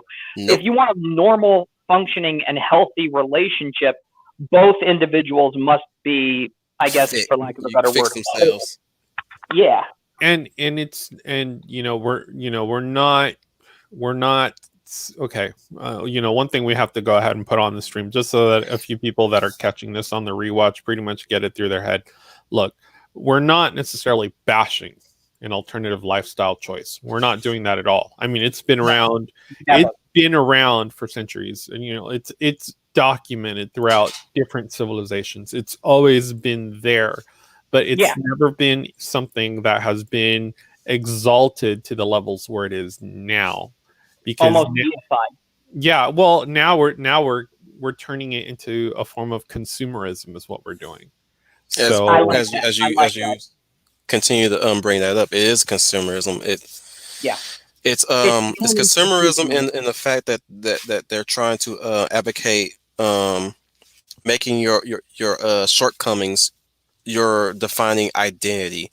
Like having problems is defining identity, not a problem in itself. Like you want to identify with your false mental health. You want to identify with your false disability. I'm like, some people who put their disabilities and stuff like that on their profiles. I'm like, do you really have it? I don't get that. Can you really just like for anybody who addresses their mental disability up front? I'm like, do you really have it? Are you really diagnosed? It's like that green-haired TikToker whose mother, like in the background, is like, you need to get an apartment, by the end of the week, and then the TikToker's like crying. But I forget what she says. You're dead naming me and blah blah blah. I have schizophrenia. I'm like, if you have enough sense to be able to put this on a TikTok like video, you do not have schizophrenia. You don't. That's Well, Since the that's furthest thing from another. your friends mind. do not function like that. Yeah. That's basically them saying, "Don't solve your shortcomings. Let your shortcomings consume you. Oh yeah, absolutely. And I Let that mean, be your identity. Let that be the thing that is going to." Basically, they're saying you can fail up in this world, and because oh, such a absolutely. only And a that's handful of people can fail upward, but the fact of the matter is that upward mobility stops at some point. I mean, look at the Oscars, 50% drops, but instead of outwardly saying, yeah, we're going to change all that, they're going to more quietly do it. well, they're just going to double down because right now, these production companies have the freaking coffers to be able to do it. And when they run out of money, they'll just go to the government and get a bailout. That's pretty much where we're at. I mean, when we get into a situation where we have a magic printing machine that can just go ahead and kick out, more bills as we inflate our dollar. But I mean, and it's Let's also add to the whole saying I have this, I have that. It's like I would find it hard to believe that somebody will say I have syndrome. I'm like, really now? Because I know a person on YouTube. Actually, I know 3 people on yeah, YouTube that have Tourette's. yeah. You don't see the time. I'm like nope, nobody will be that open about their Tourette's like that, or Here's the unless you're thing. unless you're Sweet Anita, which she had built a platform Here's the solely thing. based on Tourette's, but also being a wholesome YouTuber, of course, at the same time, considering the obscenity she says. Look her up, by the way, guys. Sweet Anita. Okay, That's here's the one of the thing. things. Oh, hang She's on, fun. She's fun to really quick. watch. It seems Yeah. more like they're saying this kind of stuff just so because you're automatically supposed to like them. Well, it's another way to fit in. Look, I have a shortcoming, but here's my thing with any shortcoming that you do or do not have, by mainstreaming that, you're automatically taking that person out of a journey of adversity. So they're no longer going through the arc of denial, rage, acceptance, bargaining, and then finally resolving it. In that sense, um, because what you're doing is you're actually dragging down the people that actually do suffer from learning disabilities or birth defects or have some form of handicap would be the best way to put it. Some handicap that they're dealt with that they have to work through. And here's the thing, we're not all dealt the same cards. We're all dealt different cards. And the whole point of this game that we call life is to play the cards that you have in your hand, or else you're not going to get better cards. You'll be stuck with the same, you'll be stuck with the same hand. You got to play the cards that you have and play them in a way that allows you to grow and flourish as an individual. But by taking that road of flourishment out of the entire cycle of that person, then they're no longer growing. We're literally stunting our own society by deifying the fact, oh yeah, well, I have this fake syndrome because that's how I identify. Well, all you're doing is you're dragging down the people that actually have to work through this stuff. So you're making it sound, oh well, yeah, like that's so easy to work through. Sometimes it's not. Sometimes you carry those scars throughout your entire lifetime until something happens You know, that you there have. were times. You Oh know what's funny? There were times that when my mom would come and visit, right? mm-hmm. And my stepdad would pop up a smoke, and she'd be like, be careful around Wolf. He has asthma. I'm like, no, I got this, ma. I Mm-hmm. miss those. I often miss those days when she would try to shield me, or at least try to in her own special way try to prevent people from triggering my asthma. Mm-hmm. You know what I'm saying? Like stuff like that. Like you would never known I had asthma until I popped out the. Leia is texting something in the private chat. Sorry, I can get a little distracted, but she said, "I just want to add that if Sam felt he was not worth the shield, he could have helped Bucky to get there, and that would have been an example of Sam being a good man in his own way. But that's just me." That's right. That is correct. Well, we can't give a cis white male a redemption story anymore because Because they the are. cis white male has to be the bad guy. Well, you know, in terms of power structure, you need to have an oppressor and the oppressed. That's what you need. So, But like, well, where I was going with me bringing up my asthma, it's like, imagine if I put asthmatic in my profile. I'm like, you I don't want couldn't to be. do anything. You're asthmatic. Like, Excuse me?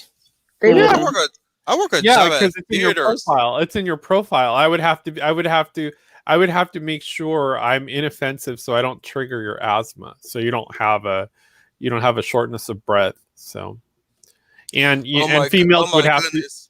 Oh my females would have goodness. to treat you with kid gloves because if they decide that they want to go at the horizontal mambo a little too hard, they might trigger your shortness of breath. Oh my God. So, you know. Oh goodness. Oh, Trooper. Well, you walked into that one.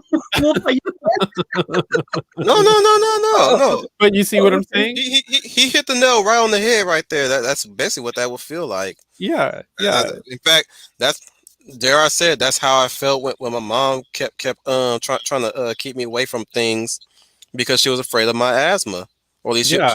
it's like she wasn't. She was more afraid of my asthma. Like she, in a way, I would say that she was trying to be fearful of my health, but like you're more afraid of dealing with the stress about dealing with my asthma, knowing Yeah. full well that I have the tools now and the knowledge of it to really deal with it on my own, or at least you should be as a parent have the ability to be able to handle it yourself as well with me. No, Yeah. living with me for what? How long? For like 24 years, almost 24 years. That's how old I was when I left the Yeah. house finally. But like she's always like that's the first thing she asked me too. Is like, how's your asthma? I was like, it's fine, mother. It's fine. Well, it's even on But mainstream I media. give her I a mean, pass because we're selling because the man-child narrative now. So, what I'm saying is that I give her a pass because let moms be moms. well, yeah, A mother cares. You know, yeah, she has that right. Yeah, yeah. She can After all, ask. I agree. I swam through my days nuts to crawl out of her canal. Oh Hey, goodness, hey, I didn't ask to be. I didn't ask to be born. Remember that. right? None of us did. But here we are, right? Talking Oh, I Yeah. crap, know. Oh, I know. saying I know crass that way words. too well. Mostly me. Mostly me. Silent Grave, if you hear this in the back watch, get some Q-tips ready as always. This is where we are now. This I mean, we shouldn't be. I shouldn't be lowering myself to this level, but here I am. I'm just gonna have a little fun with this for a while. Just let me have Yeah. have some fun with this. It's been a while since I used creative words in the crass way. Hmm. I was just going to say, with your asthma And on your I job, and you're and, and, and I will say this, guys. You guys are allowed to do this too. Hmm. So don't feel like I'm playing the rules for the not for me, guys. No, I never got that. Because Trooper has been very crass so far. So he gets the memo. But that goes for everybody here as well who has been playing it PG for a Oh while. yeah, no, Well, I tend to be very toxic in real life. I've already had it with my Dr. Crusher analogy, so I Yeah. think yes. We've pretty much cleared the initiations. Yes. Nice. I always thought that if Bucky You had are gotten Leia of class. That because that flew over my head, Leia. Mm-mm. Anyways, go ahead, Schooner. Good, Scoony.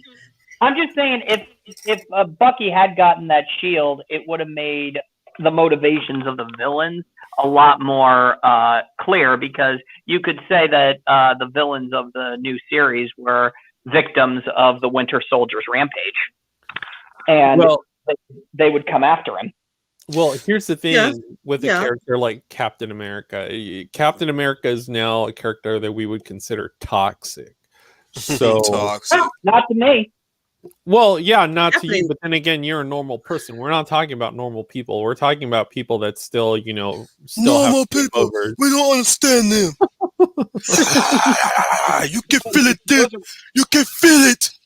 Look. People who have a massive inferiority complex or a superiority complex who think, quote unquote, they know better.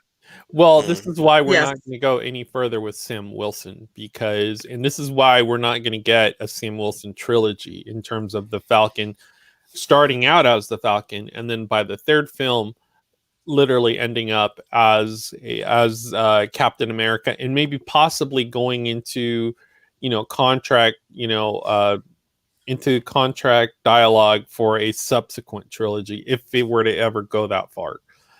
Because that's the true tragedy of this entire thing is that Sam Wilson now will never be his own man. Well, Sam Wilson will never be Captain America because, like I said, Captain America is what would be considered a toxic character now. So the fact that we've gone ahead and done the I don't want to call it a race swap because it does happen in the comics around 2015. But what I'm getting at is now Sam Wilson would have to get to that point as well of where Steve ended up. You got to remember, Steve, it was enhanced by that serum, but it enhanced the qualities he already had. Sam Wilson will have to develop those organically because he has no serum to rely on. He has his agility, his flight suit, and maybe some future enhancements. Intense training.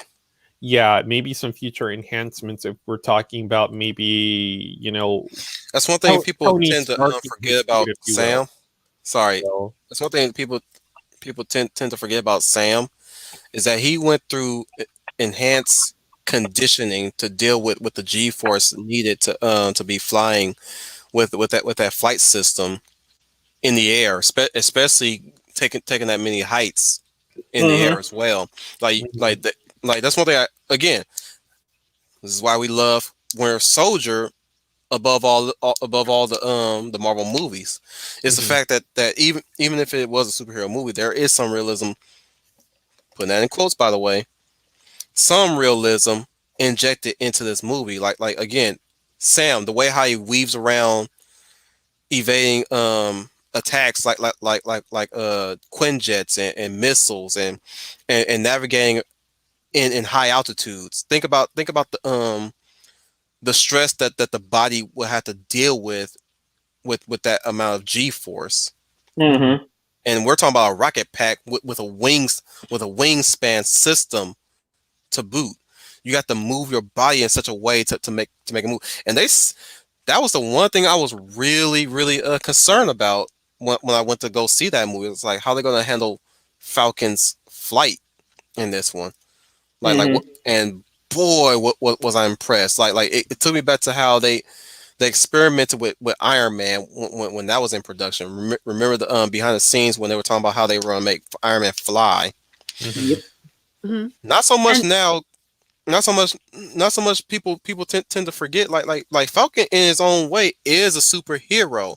He went through so much intense training to build up that muscle, to build up that mental focus to be able to really like make decisions on the fly. Yes, pun intended.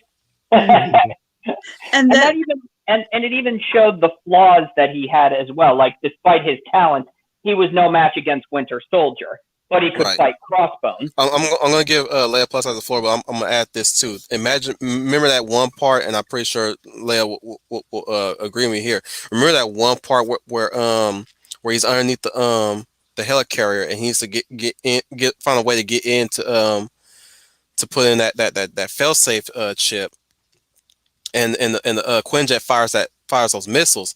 That was one thing that gives me goosebumps in that one scene is when he literally disengages his wings and does that front flip to evade to free fall drop to evade those missiles. I was like, oh my goodness, that was a split second decision there, and that still could have been his life on the line right there.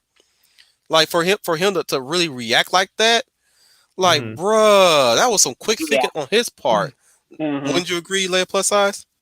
Everything you just said about Sam and his skills are true, and I agree 100%. I don't disagree with anything that you say, which is why I think it's a denotion to make him the real Cap, because now he's the new Cap. We will lose those abilities that he has that made him a hero in his own way. It's kind of like you have a brother and a sister, and you may have, or you have siblings. One is good at athleticism, but the other sibling is a total klutz. But that other's one that's a total klutz. Maybe they're very intelligent, or they're good organizers, or they're good with people. I mean, and I'm kind of looking at my own life, because my older sisters were, one was really good at sports and I was a total klutz. And then the other one was good at being very social, but I was sort of an introvert. But I was very good at communicating with people, bringing out the best in people. Um, Everybody said they loved the sound of my voice and how I could talk to people. And then I began to realize, and then I would hold little parties and do, I did some improv for a little while, and I brought improv into real life. Then I began to realize what my skills were. And imagine how hard it would be through life going to try to do something that you're not, or you're not. I knew for a fact, I would always say, well, I'm never going to be good at sports because I'm just not athletic, but it doesn't mean I don't have power or skills someplace else. So why would I waste my time doing something I know I'm not good at when I can really excel at something that I'm really good at? So what you're just saying, Wolf, I agree. I agree 1000%. But the tragedy is we're going to lose that because we've lost the identity of Falcon. Mm-hmm. You could have had Bucky Barnes be the new Cap with all his skills as a super soldier, and then you could have had Falcon with his aerial skills that you just described. You know what a great show that would have been. You could have the training sequence of Bucky training with his middle arm and the super serum, and you could have Sam retraining his tools in the air. But that's gone. Yeah, and instead of the Marvels, we would have gotten the Captains. So, and that would have been that would have made for an awesome film, because Captain America can't be in all places at the same time. Right. But 3 captains can be in 3 different places at the same time. The thing that I also think was a missed opportunity with Zemo. Zemo could have been a really, really complex bad guy. If you just altered his motive now is just no world of superheroes, because all they do is invite trouble and conflict. I mean, it was because of the heroes we lost those 5 years. Basically copying, copying what his name now, Vision said in Civil War. Mm-hmm. That's one thing you guys kind of slipped up on, and I'm going to say right now, Layfus, you guys slipped up on what Vision has said in that meeting. I remember what he said. I know, but when I checked the backwatch on their Civil War, which rewatch with Dan Craig, I probably might went somewhere. You guys probably did address it, but Vision had made a point about, when Avengers are around, we tend to invite conflict. Which I right in that respect, but the problem is that he's saying that there is a causality, but the problem is that if you really think about it, the problems that they say just came out of the woodwork that they were always there. Mm-hmm. Hydra was always there. Government institutions. It was kind of like in Batman the Animated Series, when Batman was put on trial and saying that he was responsible for all the freaks in Gotham City. And the one who's the prosecutor who's defending Batman says, I used to think he was the problem, but I now suddenly realize each and every single one of you would have ended up exactly where you are. Sure, the gimmicks would have been different and all these kind of things, but you guys would still be bad. Mm-hmm. You created him. What's her last word? Yeah. You made Batman. Exactly. Yeah. In that same token. Now, I'll also bring up Linkara. Say what you will about that man, because a lot of people does have a lot to say about him. But he made a good point in his pseudo review of the Civil War event, where he also referenced Vision's comment in the movie, right? Mm-hmm. He says, just like, even if you do take away the superheroes, there will always be crime. There will always be super villains, Right. regardless of whether you take the superheroes out of the equation. And that's why I'll never co-sign to that whole defund the police thing. That's dumb. Yeah. You Yes. like, that's not going to end crime, Well, dummy. that's just honestly, that's just to institutionalize law enforcement and put it under the control of federal agencies. That's what it is, because it'll actually take the rights away from the states to do with what they will. So, I mean, that's where we're going. Let's be Which real about we'll show that. that as another conversation too. Yeah. Or you just have private companies. As much as I brought it up, I Oh want yeah. to Oh stay yeah. away I from that. mean, private companies is, and that's kind of where we're going with a lot of these productions too. RoboCop is probably going to happen. Oh, Yeah. I don't doubt it. But it's the same thing in terms of writing. I mean, we're going to get to the point where these people are going to literally like run their coffers dry, and then they're just like they're doing now. They hire a writer who's never read the comics and then publicly admits, "Oh, I never read it. I don't know how to read a comic book." And those are your writers to all these stories. So I mean, that's how we've ended up here with Well, stories that's the thing. that Even if you haven't read a comic book, you have the concept of writing a story. Like you should know how these stories work. Like you can even make. I would say this. I think what they're hiring is people who just want to write books, just books about nothing, nothing that's really put into practice. These guys can just make a basic short comic book, just nothing but pure action. You know what I'm saying? Like, if their mindset is, oh, it's just Captain America punch somebody, then write a story about Captain America punching somebody, Exactly. beating up on somebody. You don't need to come up with these high concept, introspective conversations and stuff. But of course, that we all know why that Or even what their aim is.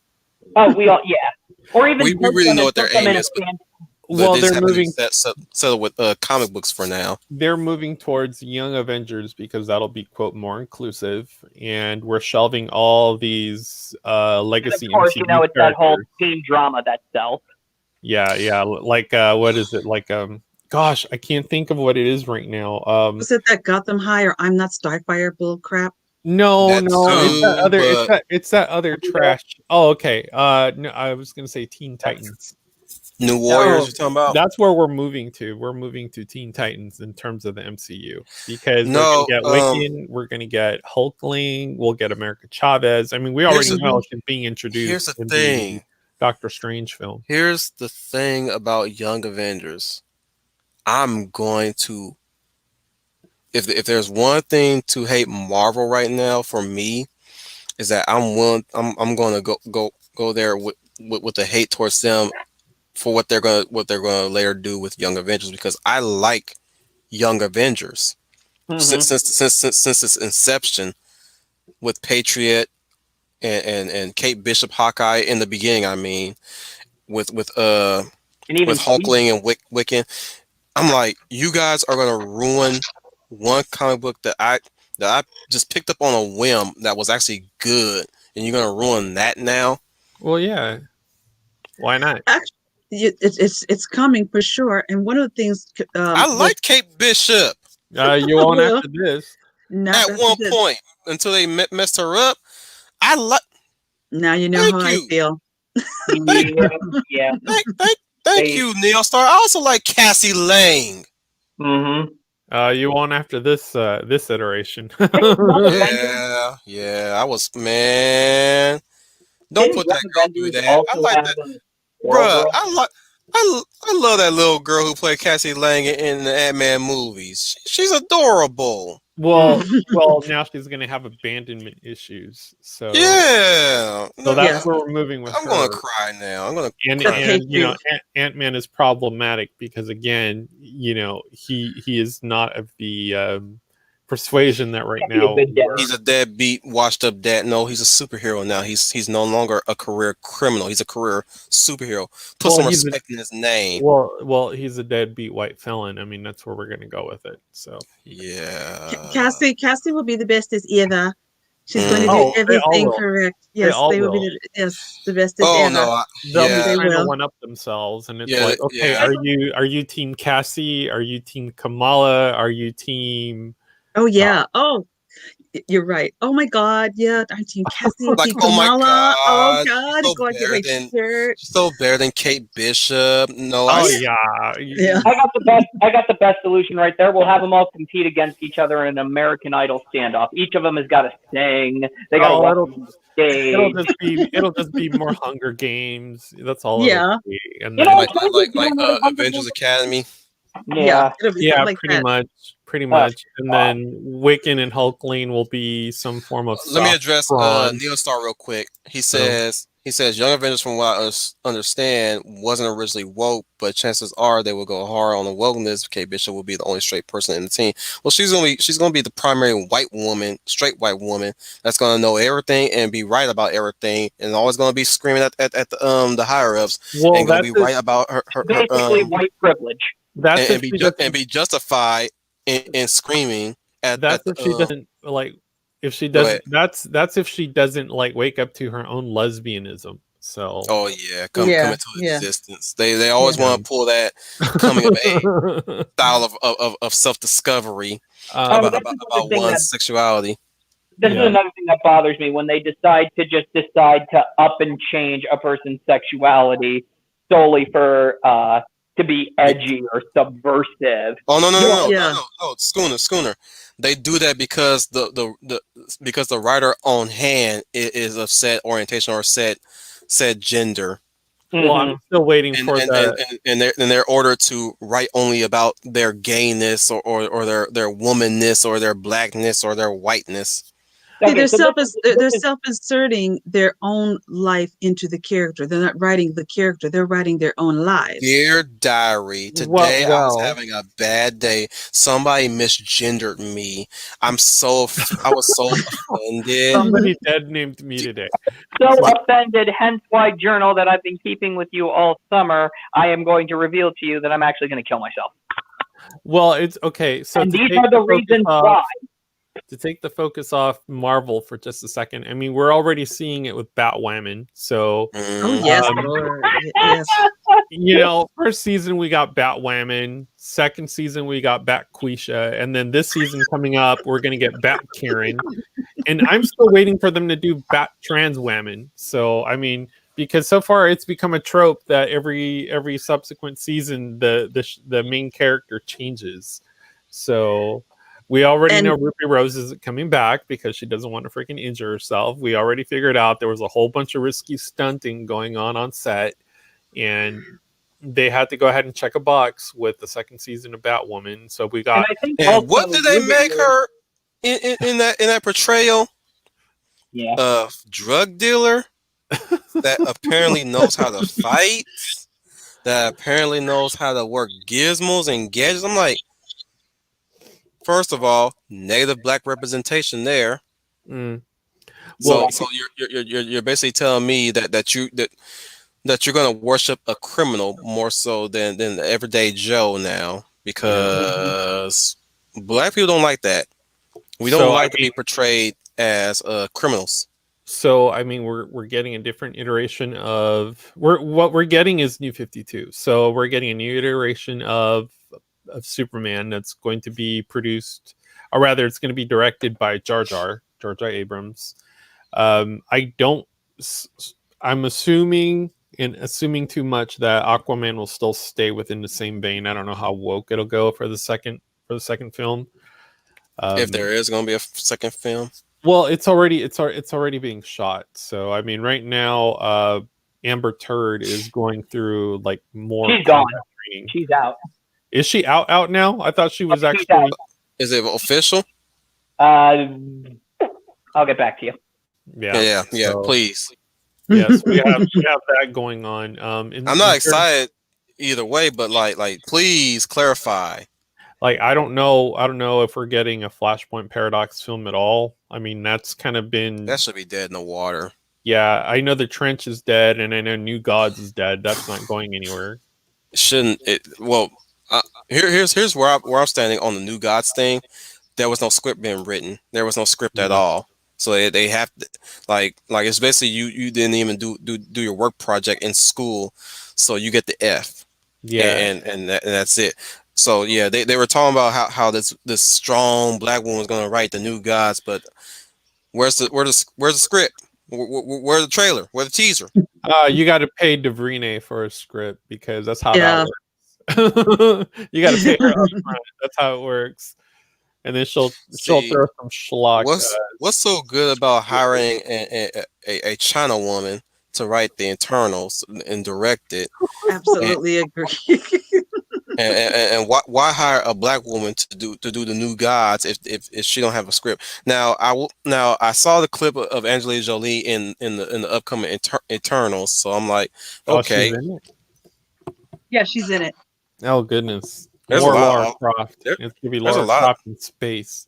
there's a lot of all-star cast in Eternals Well, apparently, I'm not but gonna be that's watching not any of even that enough to stuff. sell me on that. Like Yeah, like the only film I was even looking forward to is Doctor Strange. So I mhm, mean, the fact that they're introducing America Chavez makes me not want to go.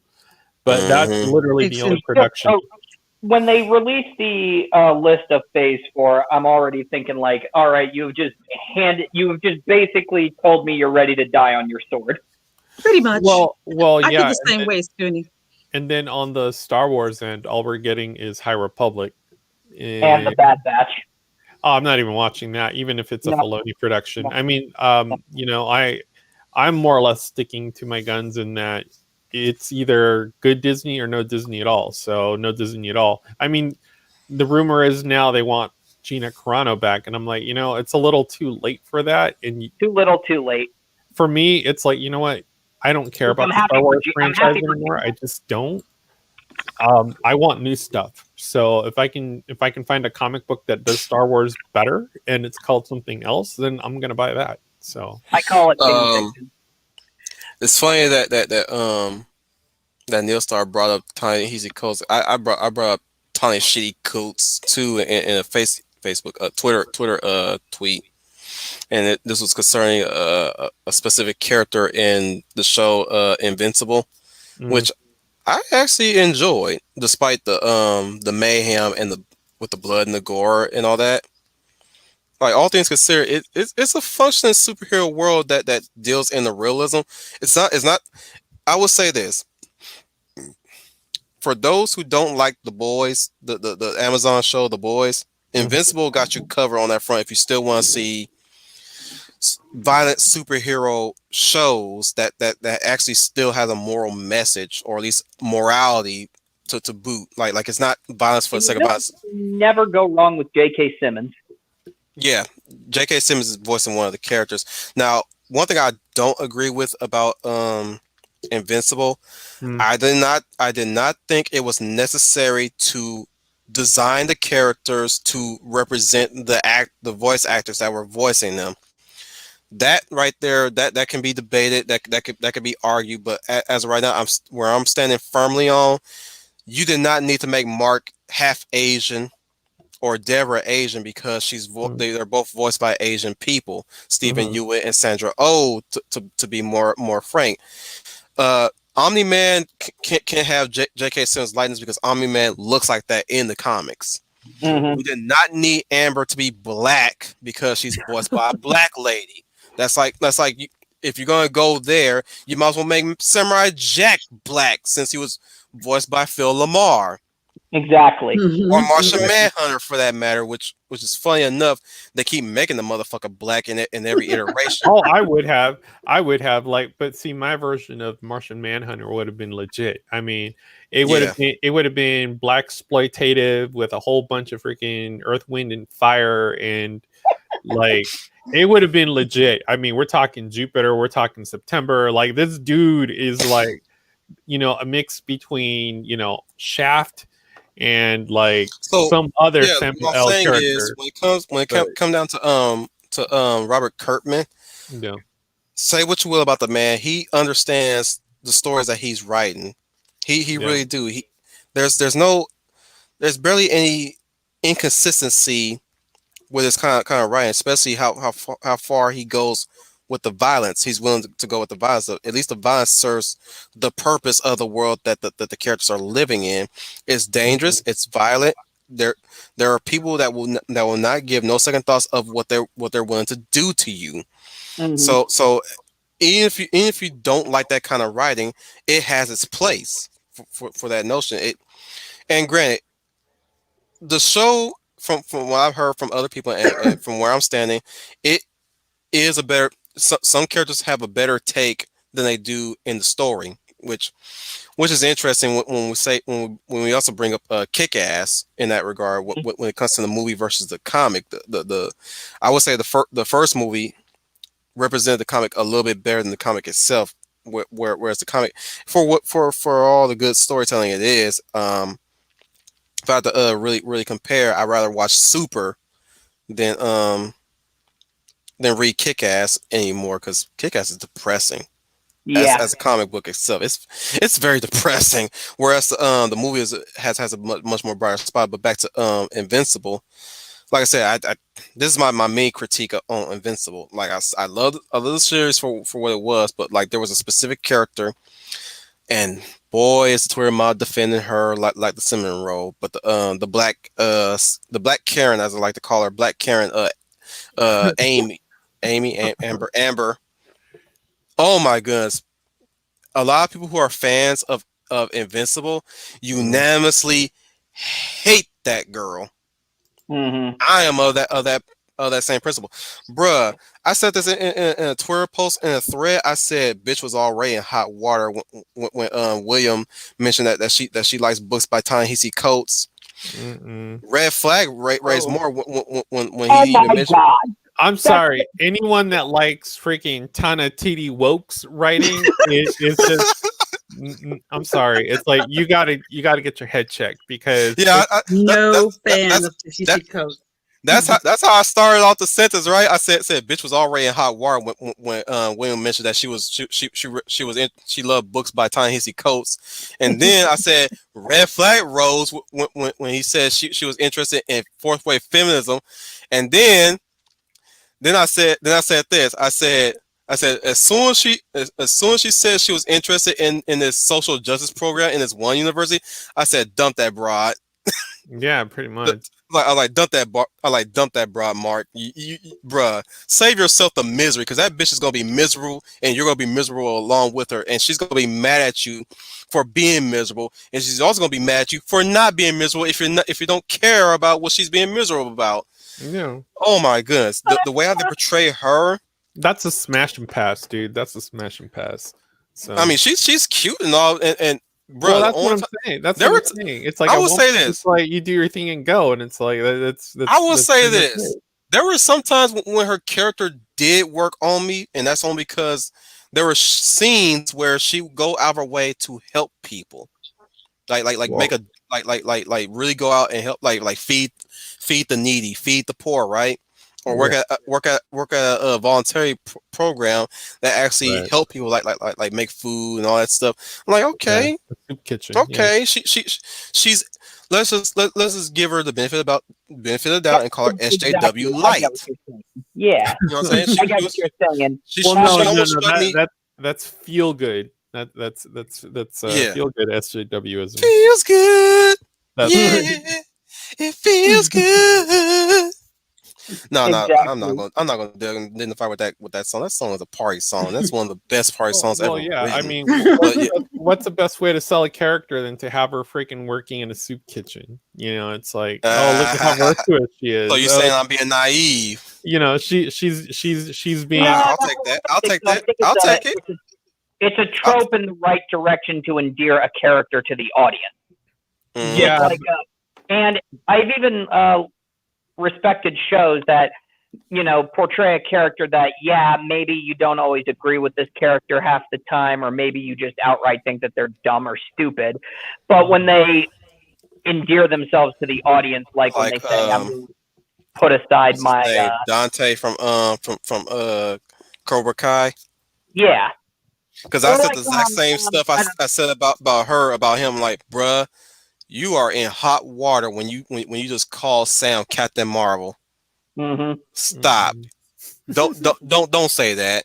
and then I almost became he almost made himself an enemy in my book when he mentioned that the female Doctor Who was freaking badass. I'm like, bruh, Well, you don't have to bruh. know the story to be able Exactly. to comment on it now. It's 2021. I mean, in 2021, you don't actually have to know any type of lore. You just have to be cool with what's trendy. So yeah, I'm down with I said a I said black that to I said that Catwoman. to Ivan Mendoza, the Immaculate Child Scribe. I was like, bruh, he on my shit list right now in this show, man. He getting on my nerves because one, he's the first one that's complaining.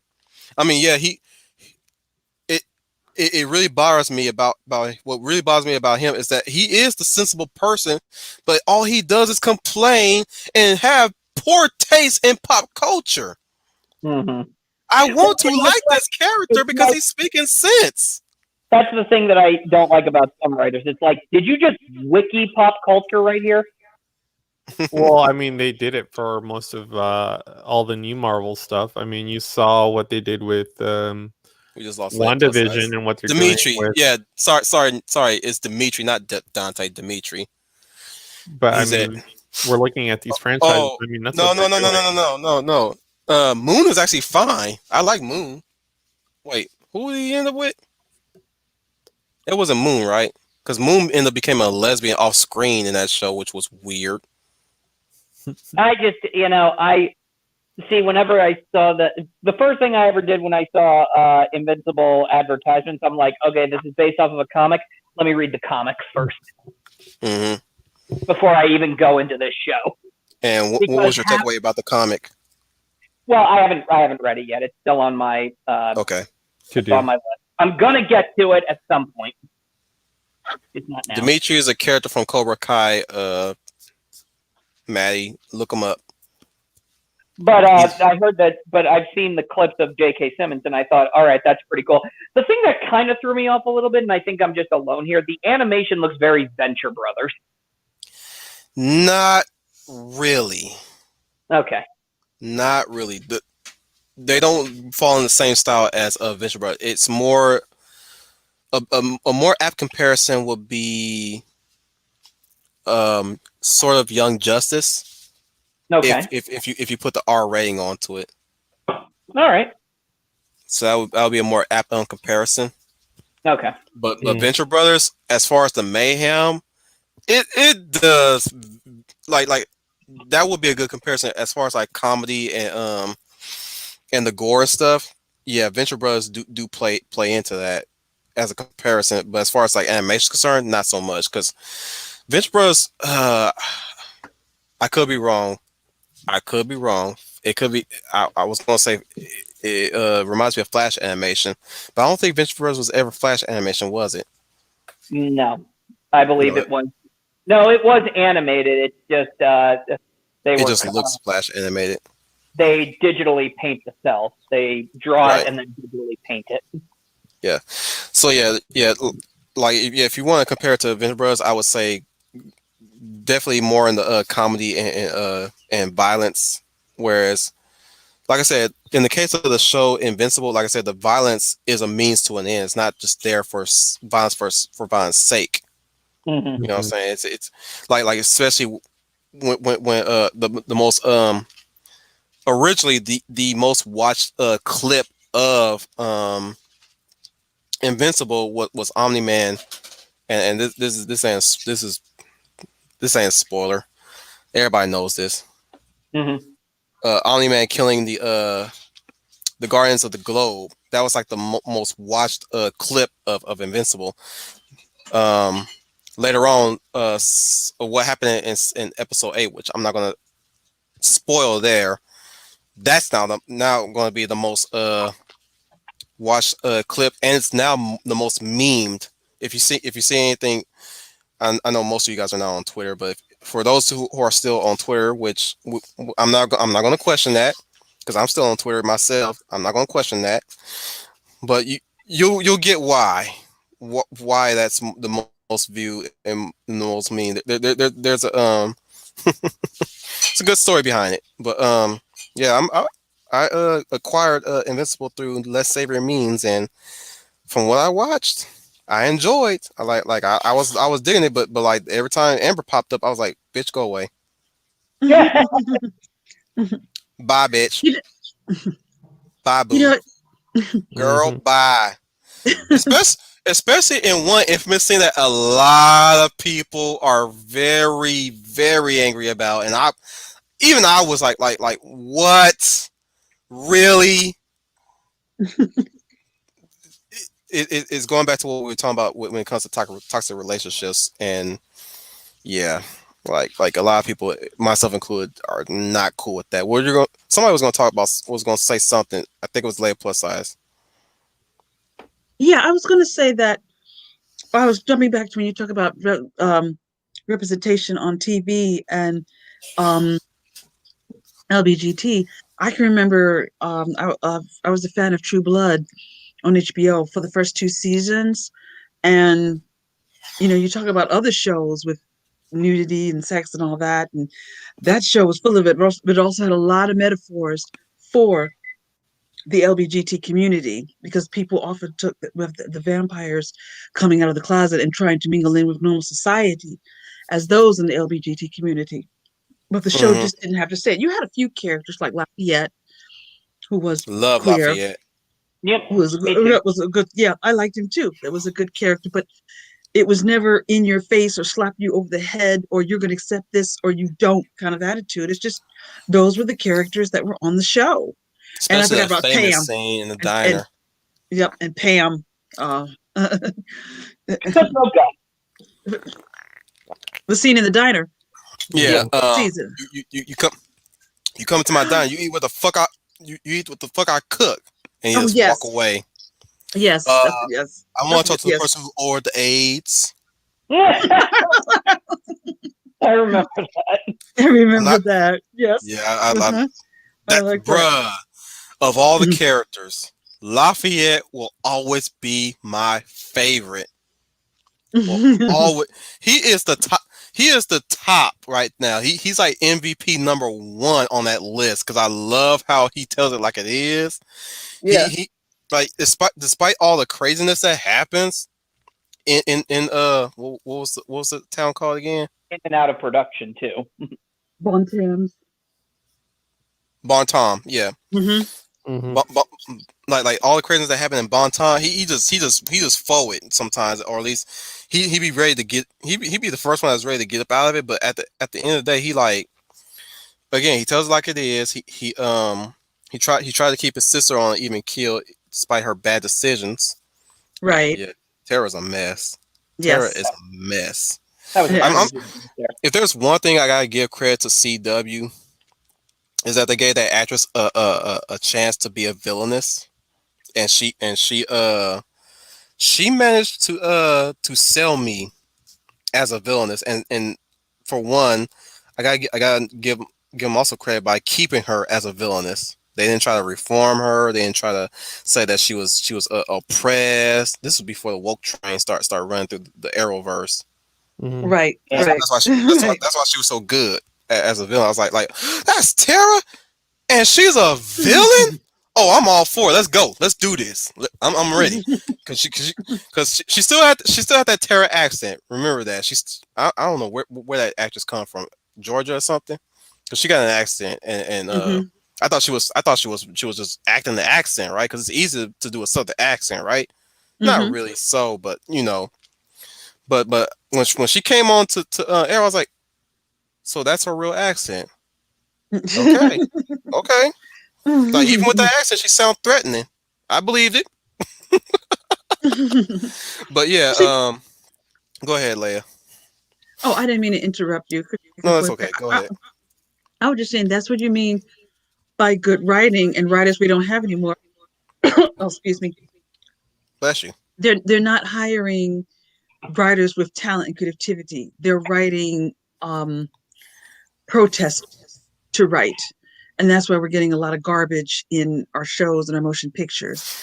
Like back to comic books real briefly, they're not writing people. These people don't know these people they're hiring to know these comic books. They don't read those comic books. They could care less about those comic books. They're just being paid because they're allowing them to put their message out there for everyone to accept through these characters. because they can't write them on their own. If you would have told them, well, for them to write their own comic book, they couldn't do it. Tahishi Coates, I don't care what he says, couldn't do it. They couldn't write their own comic book character. They don't understand it. But what they do understand is pushing their own values. And that's basically what you're get back into college and start getting my own business together so they can hire Mhm. my ass out of diversity. I start put me on a manager position in Marvel. I'm gonna set the record straight. And it I'm gonna line you guys up. What you here writing for? I'm here to change the world. Bye. Mhm. What you in here writing for? I'm writing again. That's too many. Out with it. Come on, spit it out. Well, I'm writing to put down the patriarchy. Bye. You're triggering my PTSD. What you in here for? Well, I didn't know anything about comic books until then. I was only thing I could write about was being bye. Okay. So if Wolf 10 Media is the head, and if he chooses who gets what, when I walk in there, I'm going to say this: what are you writing for? Truth, justice, the American way, big boobies. You're hired. Well, okay. we're not No. I'm not done yet. Okay. Stand right over there. Okay, stand over there. What you in here for? Oh, I'm just here to write about superheroes. Okay, stand over there. You, what are you here writing for? Oh, I'm here to write a message. Bye. I don't care what kind of message you think you're writing. Bye. Well, it's for our Latinx with stumps. Bye. y'all keep it coming. Keep it coming. Well, I'm here because I write about stunning and brave. What else is that? Well, I'm here to reveal systemic racism within your company, and I'm a diversity hire, and if you don't hire me, I will get the Southern Poverty Law. B-Y-E. Bye. You just talking about systemic racism in front of a black man, and you're a white woman. You don't deserve to be here. Bye. Well, see, you already put yourself in hot water. Bye, Karen. But see, you're bruh, I'm gonna give you guys an image of what I'm doing right now, right? I don't have myself on camera, but I'm literally like pretend like my face is like glued to my desk, right? And I'm writing down stuff, and like whenever time the SJWs come up and talk to me, I have my finger pointed out and saying bye, not looking at him dead in the face. And same thing with Scooter, but I'm pointing on my right and he's going that way, like stand over there. Bye. Stand over there. Like I'm listening to what you're saying, and if I don't like what I'm listening to, bye. I'll just go to the Twitter mob. I'll get the Twitter mob on Wolf 10 Productions. That's all I need to do, because and then I'll look at her. Then I'll look up with my fingers touching each other, right? I'm gonna look at her like, Twitter, huh? See, I just got rid of Marvel's Twitter page. So good luck on that. My pronouns are they and them. Bye. You and all them. Go by. That kind of reminds. Here's something funny. Guy walks in after you just said, "I'm talking about the systemic racism," and you just say bye, and then another guy walks in and he says, "What do you write for?" Here's your coffee, sir. Okay, you go over there right now. He's got more sense than this one right here. Also, that was strike one. Don't nobody like a brown nose and a kiss ass. Remember that. Oh, that's how they worm their way in. Pretty much. Yeah, we gotta keep. Hey, by the way, Schooner, since right there, keep an eye on that jackass. And he says, "Got it." And I'm just staring at him in an uncomfortable stare. Oh. By the way, Schooner, you are duty manager. Oh my goodness. Okay. What are my responsibilities? Duty manager. What is my responsibilities? Can I hit people? Keeping dumbasses off that woke train. Okay. The moment you see him on that woke train and that conductor right there, first you punch that conductor in the face and say, "Get on the board and go home." And you tell these numbnuts to not approach that train ever again. You got it. Can I use a giant bat? And Trooper is head of security. Oh, okay. I thought I was here to queer bait your manager so I could get my own Captain Marvel film. No, you're queer repellent. No, you're the Oh, I'm getting to you, Leia. Don't worry. But yeah, Schooner Trooper is there. They're to make sure the fake woke that come in. You're the shield. That's your new nickname to the company, the Shield. And Leia plus size, she is the chief executive officer of women enterprises and all that jazz. You the one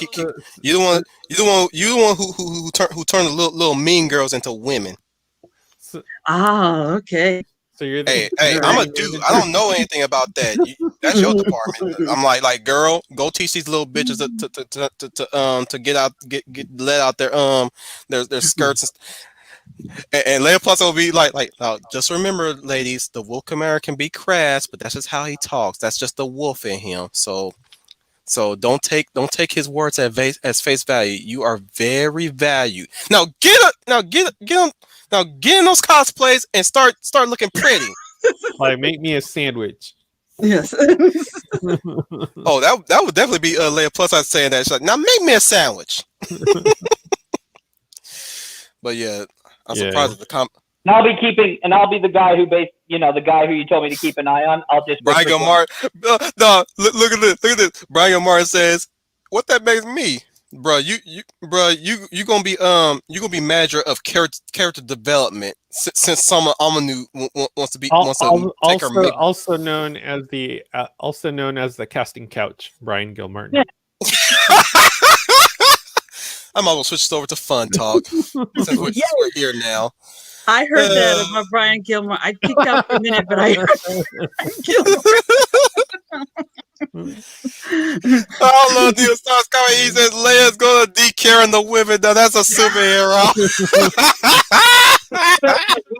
The hero that we both deserve and need right now. Oh goodness! Right. Oh my god! And Lisa Harris' son 3.0 says, "My son would be human resources and wolf fictional version of Marvel." You know what? Jake would be a good judge of character there. I don't know. I kind of want to be in charge of that casting couch Brian has. So I guess you work there as backup in case Brian gets sick for some mysterious reason. Yeah. But yeah, like threw myself off there. I'm going sideways here. Okay, let me collect myself real quick. All right, I collected myself. So where were we again? We're all invincible, right? And then plus I wanted to talk about a few things too. And I know I like to bring up things that are good. So as much as we like to complain and bitch and moan and all that stuff, and I'm being loose with my words, my swear words here, I know, but that's where I'm at right now, guys.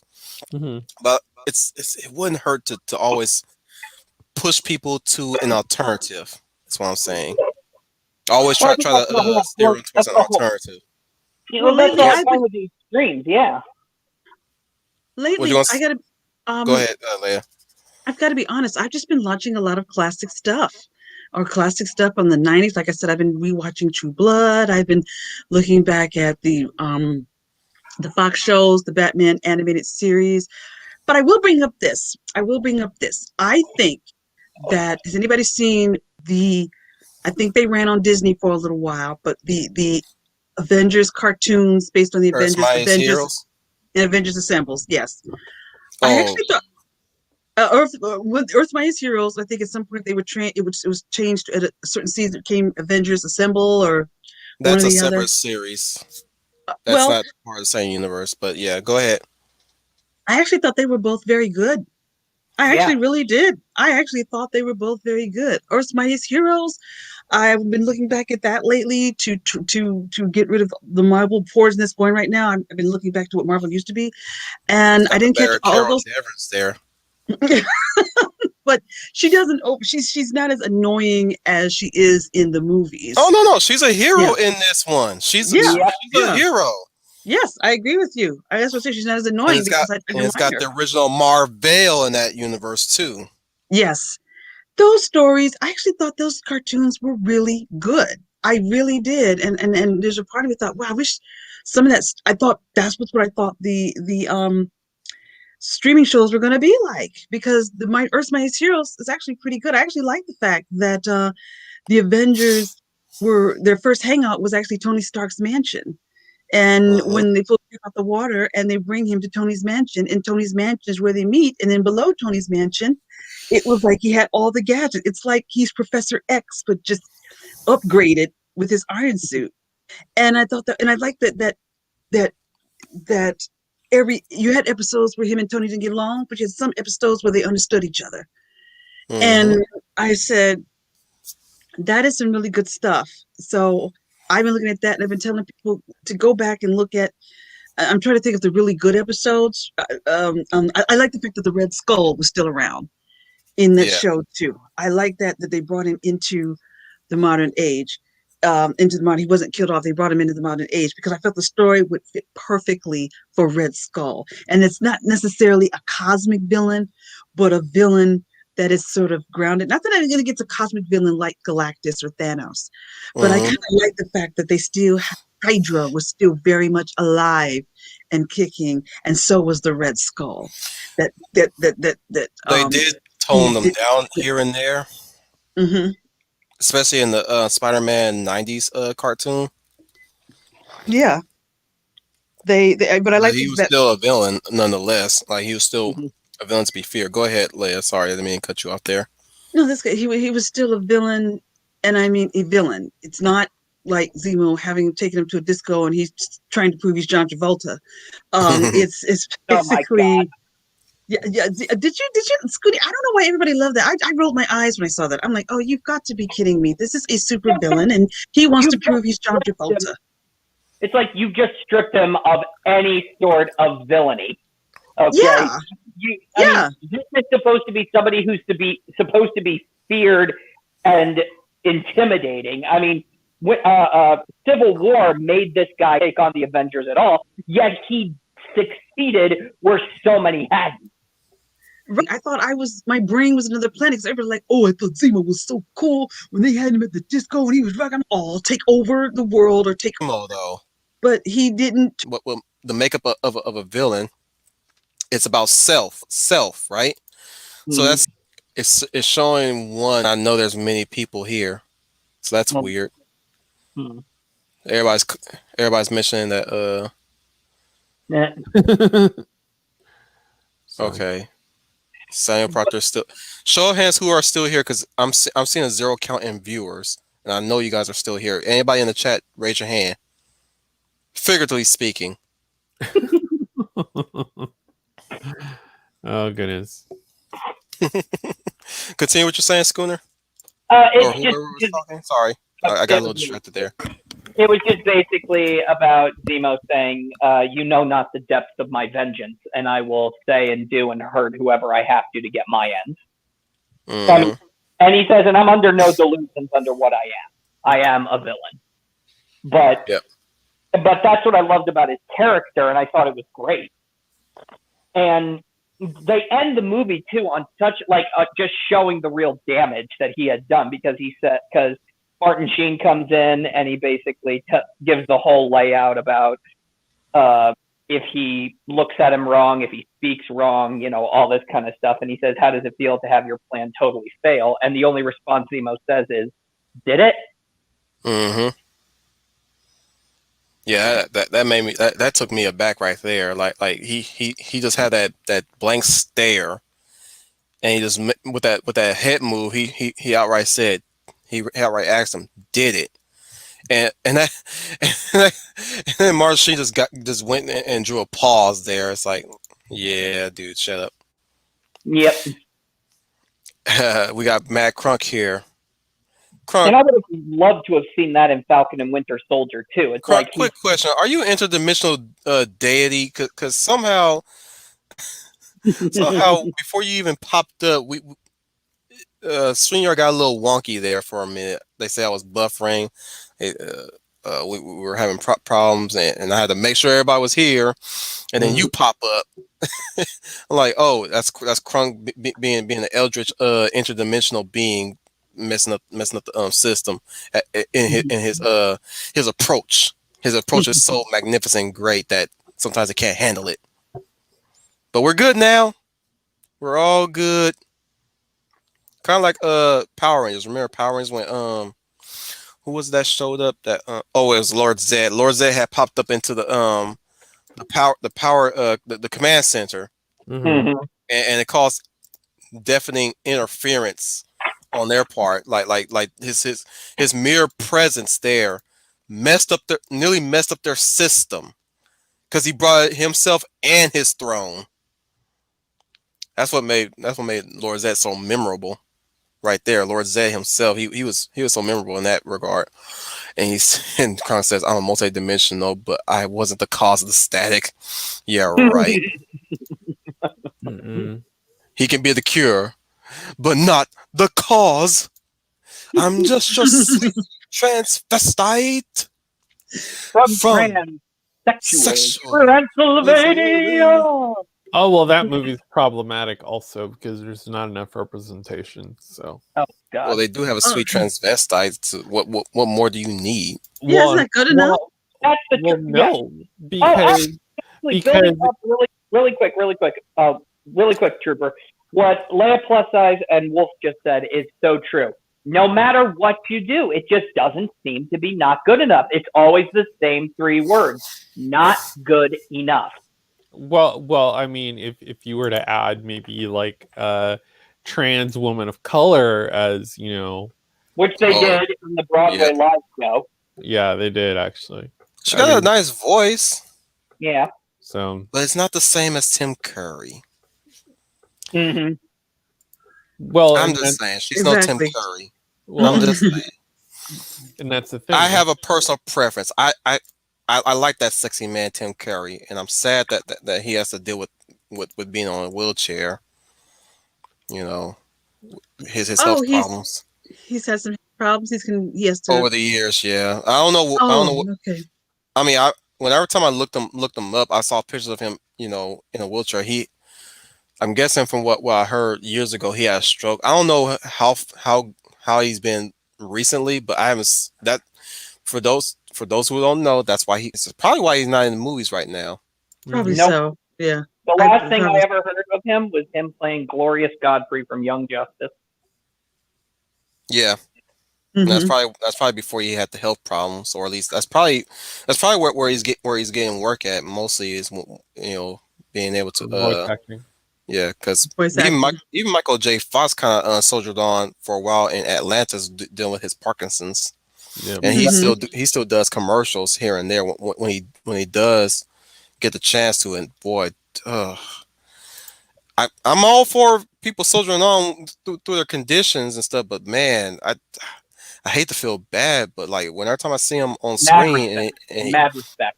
I give him, I do give him mad respect, but dang it, I can't help but pity him at the same time. When I see him jiggle like that, I'm like, oh goodness. And he got it so young. I mean, I don't know the statistics on those that get it at a young age, but he got it at a young age. I think he was in his 40s because he was still at the height of his career. He was still at the height of his Spin City. I love that show. Yeah. And then he had right. Because he stopped because he was shaking so bad. Yeah. Yeah. And then his next on-screen debut was actually in an episode of Scrubs. It's when he's playing playing that doctor who has obsessive compulsive disorder, and they were working away. They found a way to work in so that he wouldn't be on the spot with his Parkinson's. So throughout the whole episode, the guy's kind of like moving around, and so the guy's moving around because he's obsessive compulsive. Yeah. But I give him very, very brave of him to go as long as he could with it, but he and handle it. Yes, he went as long as he could with it and mustered on as much as he could. So I do give him props for that. Same with Christopher Reeve after the accident. He was in Smallville in the wheelchair. Yeah. Brave still for him to keep going the way it was for him. That is why, in my opinion, Tom Welling not as much as I like Henry Cavill. Okay, because say what you will about Man of Steel. Say what you will about Man of Steel, the movie, and Batman v Superman. Henry Cavill has the Superman look down. It's just, the writing and the direction is just bad. I agree with you, Scooney, 100%. Henry Cavill could be a big star for Warner Brothers as Superman. His films could do well, but it's behind the scenes that's hurting him. Mm-hmm. It's behind the scenes. If he had a good writing team and a good director, he probably would be the man right now. Well, I've always had this theory that the reason probably why Henry Cavill, most people aren't gravitating towards him as Superman, is because Tom Welling hasn't passed the torch to him. Because the scene in Smallville with Christopher Reeve, that is a passing of the torch. That, I don't care what anybody says. Mm-hmm. And if Tom Welling were involved in the production, I think more people would gravitate towards Henry Cavill. I mean, can you see Tom Welling right now be a Jonathan Kent? He could be a Jonathan Kent. I agree. That's a good point. And that would have been so entertaining. But you know something, Scooney? It's the stupidity of production and writers. Like, oh, the fans will like that if Tom Welling passes it to Henry Cavill. Well, that's problematic. Brian Gilmore has a line for me to read. Oh. I don't like you, Ed. It said, you blinking bucket of bolts. Lord said. That's as close as Lord Zach can get. My voice has been screwed from all the yelling I've done over the years. I can only muster deep voice characters like, say, Thanos, maybe even Darkseid from DCAU. You know what I'm saying? Stuff like that. But I think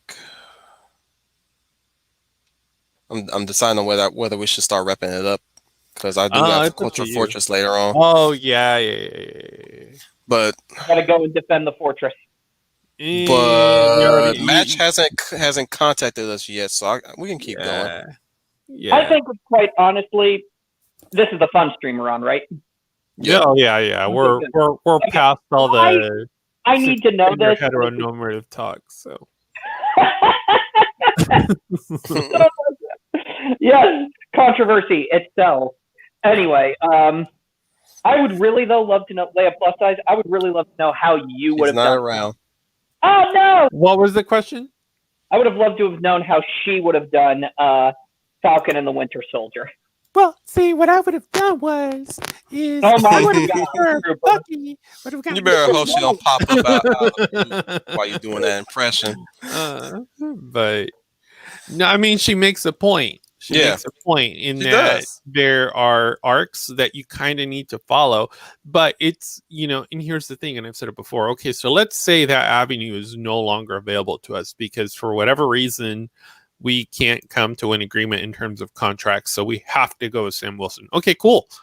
So how do we tell the story in a way that allows for development so that we actually get to the point of having Sam Wilson be Captain America? So we're already automatically denied all that journey there. Yeah, we're automatically denied a label on it because it was just an easy way to just go ahead and wrap up that arc so we can get America Chavez in there. And you got to remember, she's not only, looks like a Latinx, but she's really an alien. Yeah, I don't get all that. So basically she's Starfire. But she's, she's also, if I remember, she's one of the LGBT characters. And, hi, Melissa. And we're also getting that, we're also getting that freaking EDC Captain America, who's like got a nose ring and everything. So we're getting that. Oh, Culture Fortress is around 8:30 p.m. Eastern time. So wow, I guess we got time. Yeah. So, I mean, I don't know. So, I mean, we already know what Phase 4 looks like. It's going to be... First and foremost, I would definitely have Zemo be primary villain. He starts off maybe not as primary villain, but he does move up to primary villain. Well, for me, I would definitely do it the way how Netflix Marvel does it, whereas you do have him as a primary villain, but you're still doing it street level in a way where where the heroes are doing the run of the mill superhero wing, and Zemo is he's getting together his old crew for whoever is still left alive since the time of the of service, right? Kind of like his personal evil version of the Howling Commandos. Yeah. That I would have loved to have seen, because I actually was keeping up with the 2015 run of Howling Commandos when we had Secret Wars in 2015. I would have loved to have seen that.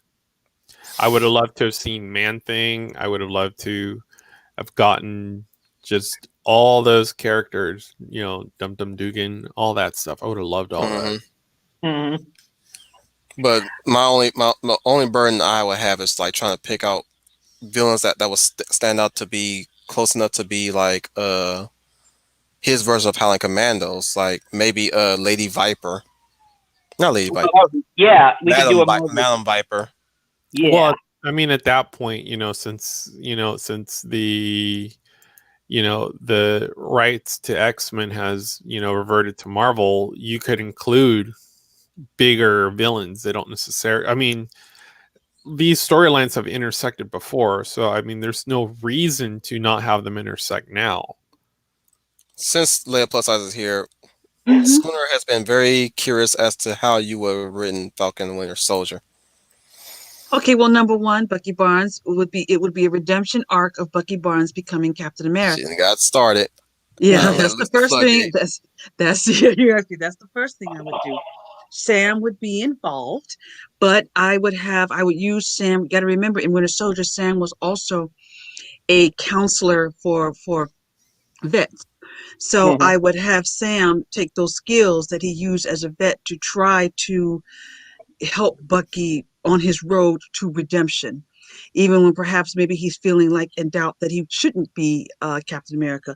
Sam would be there to help him, much like the way Samwise Gamgee was in Lord of the Rings, when Gandalf told Samwise Gamgee to stay with Frodo and don't leave him, because he knew Frodo is going to some point start to give in to that ring.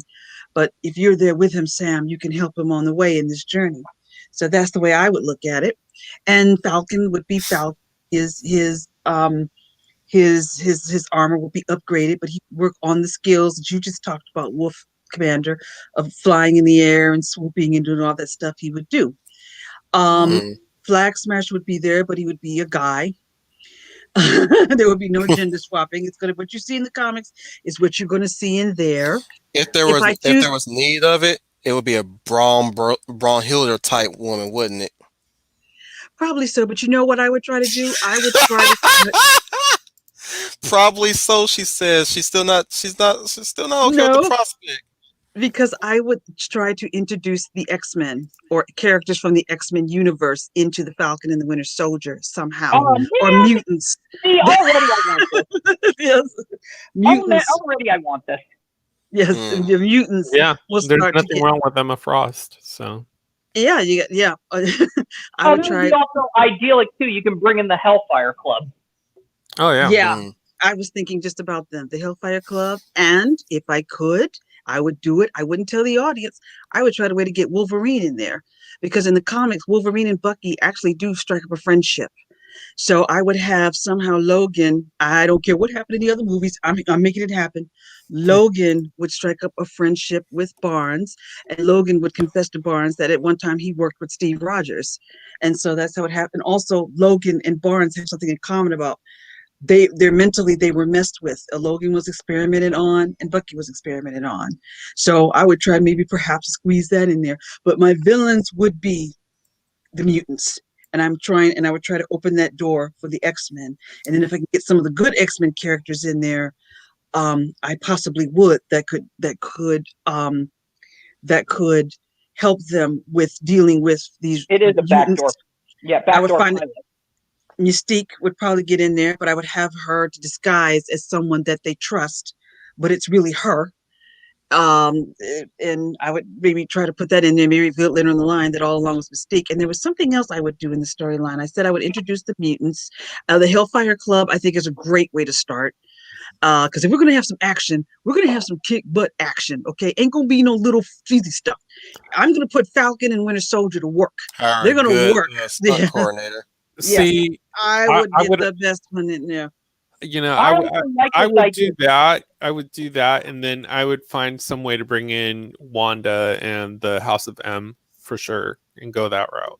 See, that actually works too, because in the 5-year gap, nobody has been. This would explain how the mutants have been quietly moving around, because nobody has seen or heard of mutants for a long time.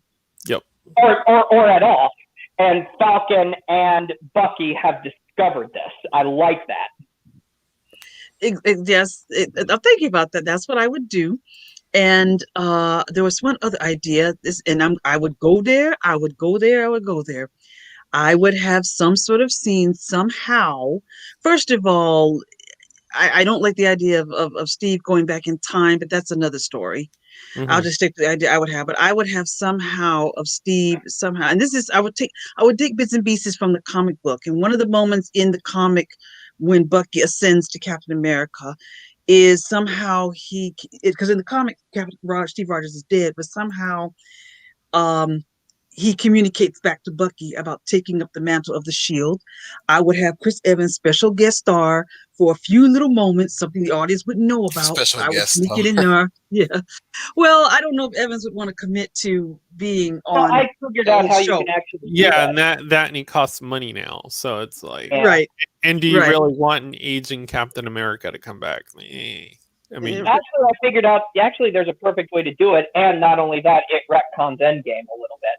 I don't care. I would, and I don't care what here's the idea. He gives Sam the shield, and we show an extended version of the scene. Bucky is just watching, but it's inaudible. He doesn't know what's being said.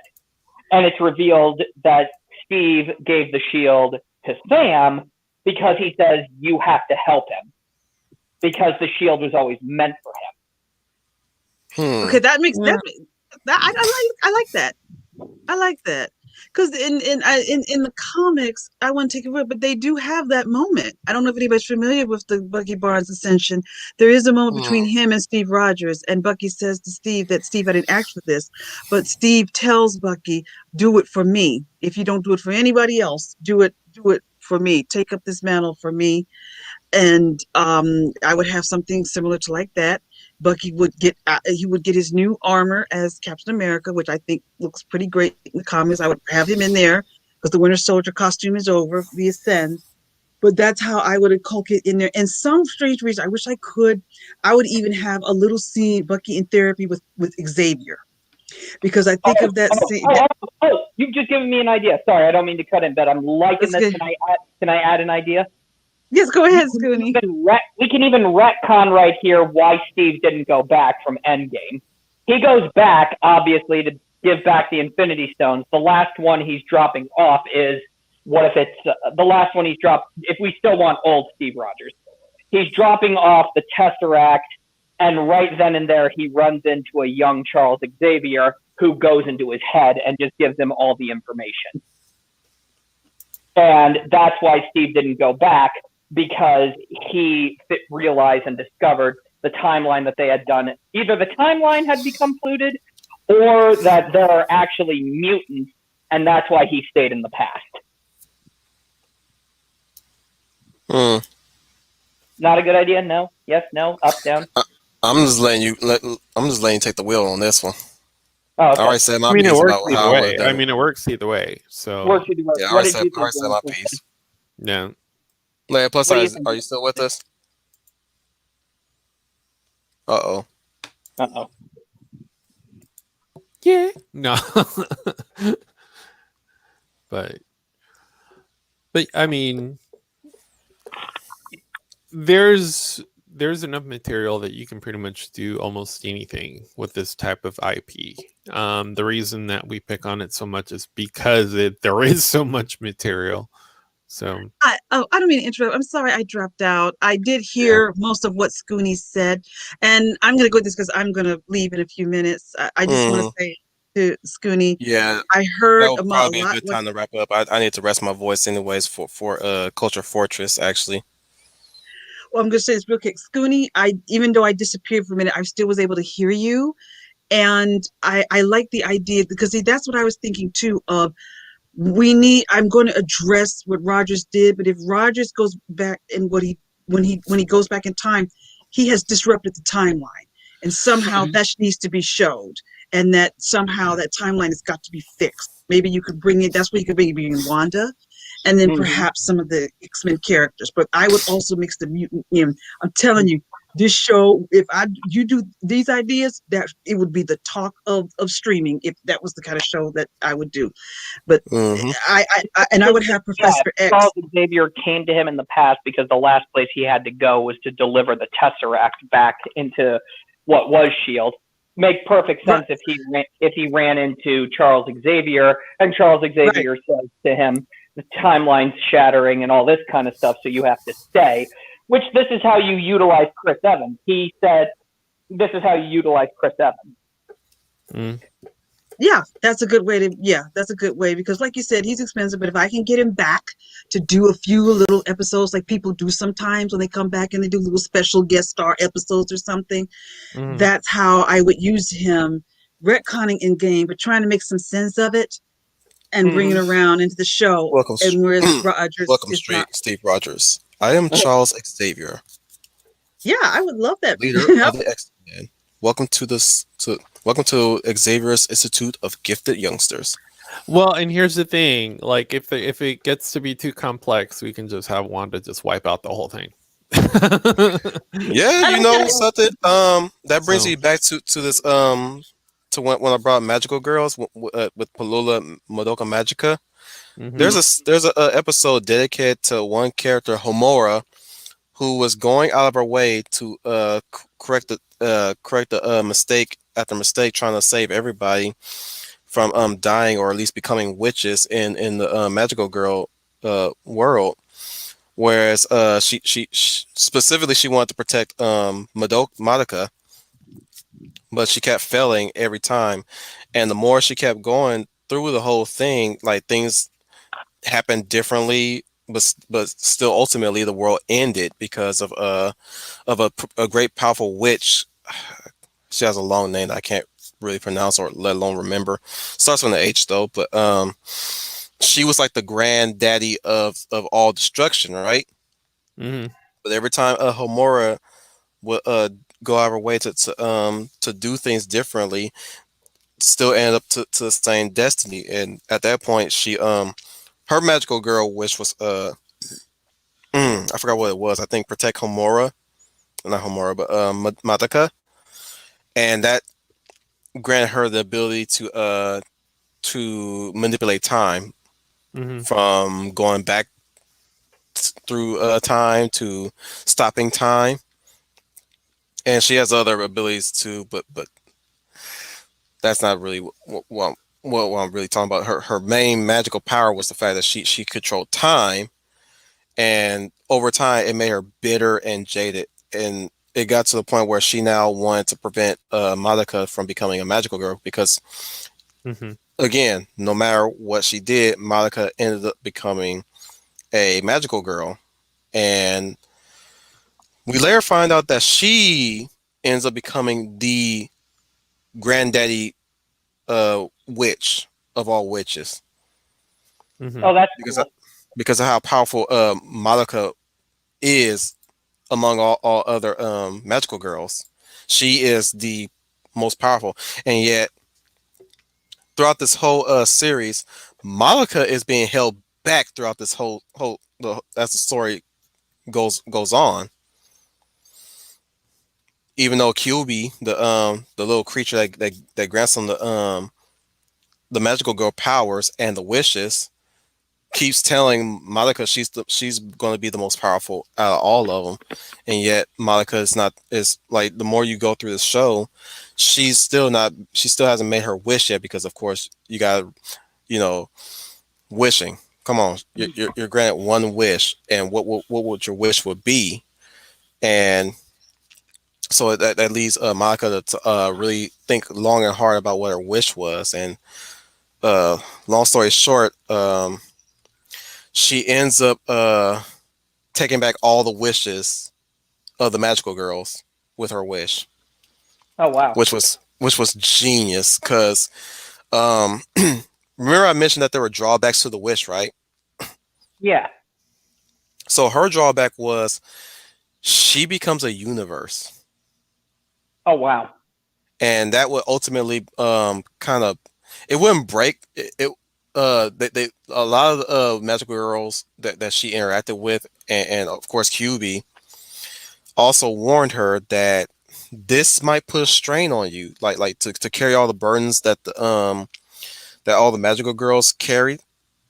That would break you. She's like, no matter what, I'm gonna do it anyway. So, which again, best deconstructed story ever written, because one, it reconstructs it reconstructs the magical girl. Yeah, twist on my words now.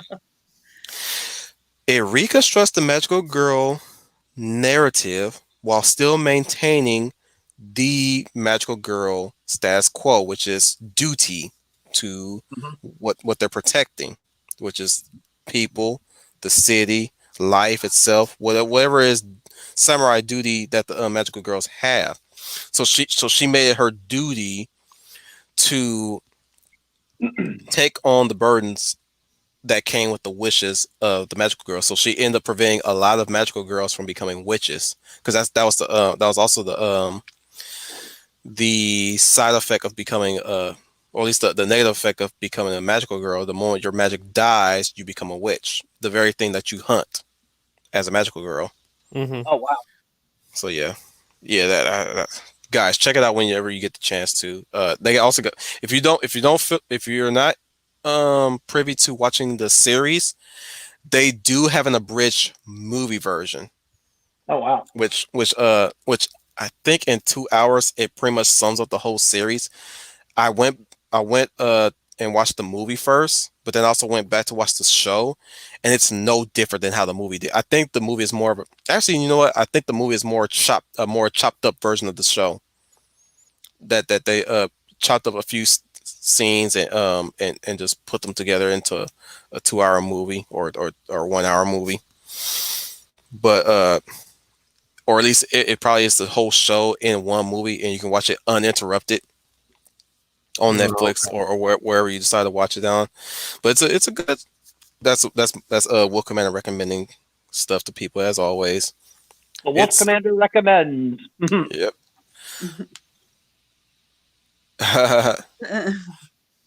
Krunk seems he's up to no good. I'm looking at his comment there. He says, I have to disrupt another stream." It wouldn't have to be Ishii, would it? Right. What was you gonna say, Leah? Oh, I was going back to what I was gonna do. Yeah, I was just that note about the ideas is that yeah. I would that we used, and I'll take your suggestion, but mostly I think also, like Scooney said, by having Wanda on the show, that's how you connect all the shows. If you have Wanda come in with this with the idea we had, you could have Wanda on Falcon Winter Soldier. That would connect her. That would connect the mutants, and then maybe work with the other shows as well. But that's how my brain would think, in a way, to carry on what's going on. Right. Should we have anything to say too? No. I mean, it's pretty straightforward. I mean, that's the whole point to all of this, is making coherent narratives as opposed to injecting agenda into them, because all we're doing at that point, we're not even telling story. At that point, it's we're selling consumerism, which is already being sold. So it's which we're told is a bad thing, but then here they go doing it again. Yeah. Now, another question for all of you guys. Do you think we can stretch this into a fourth episode, or are we really ready to finally? We can do a whole bunch with it. I mean, we never I even think touched. so. We never Yeah, even touched animation. We barely touched television in terms of TV Right. shows. I mean, There's no shortage of things that we could talk. Oh yeah, So I'm willing to pull up another fourth edition on a another Tuesday. quadrilogy. Yeah, I'm willing to do that, guys, to keep Yeah, we this can do a talk going. quadrilogy. This is Maybe a a huge. quintology. Who knows? So I mean, this stuff just spans just infinite. Mhm. So Yeah. Mhm. It's a huge topic, Commander. So I do think you'll need several sessions, like Trooper said. There's Trying to get people to message me so they can have a spot to talk about it too. I was hoping Matthew Mhm. Flynn was going to contact me Oh yeah, midstream. rotating cast. I like that.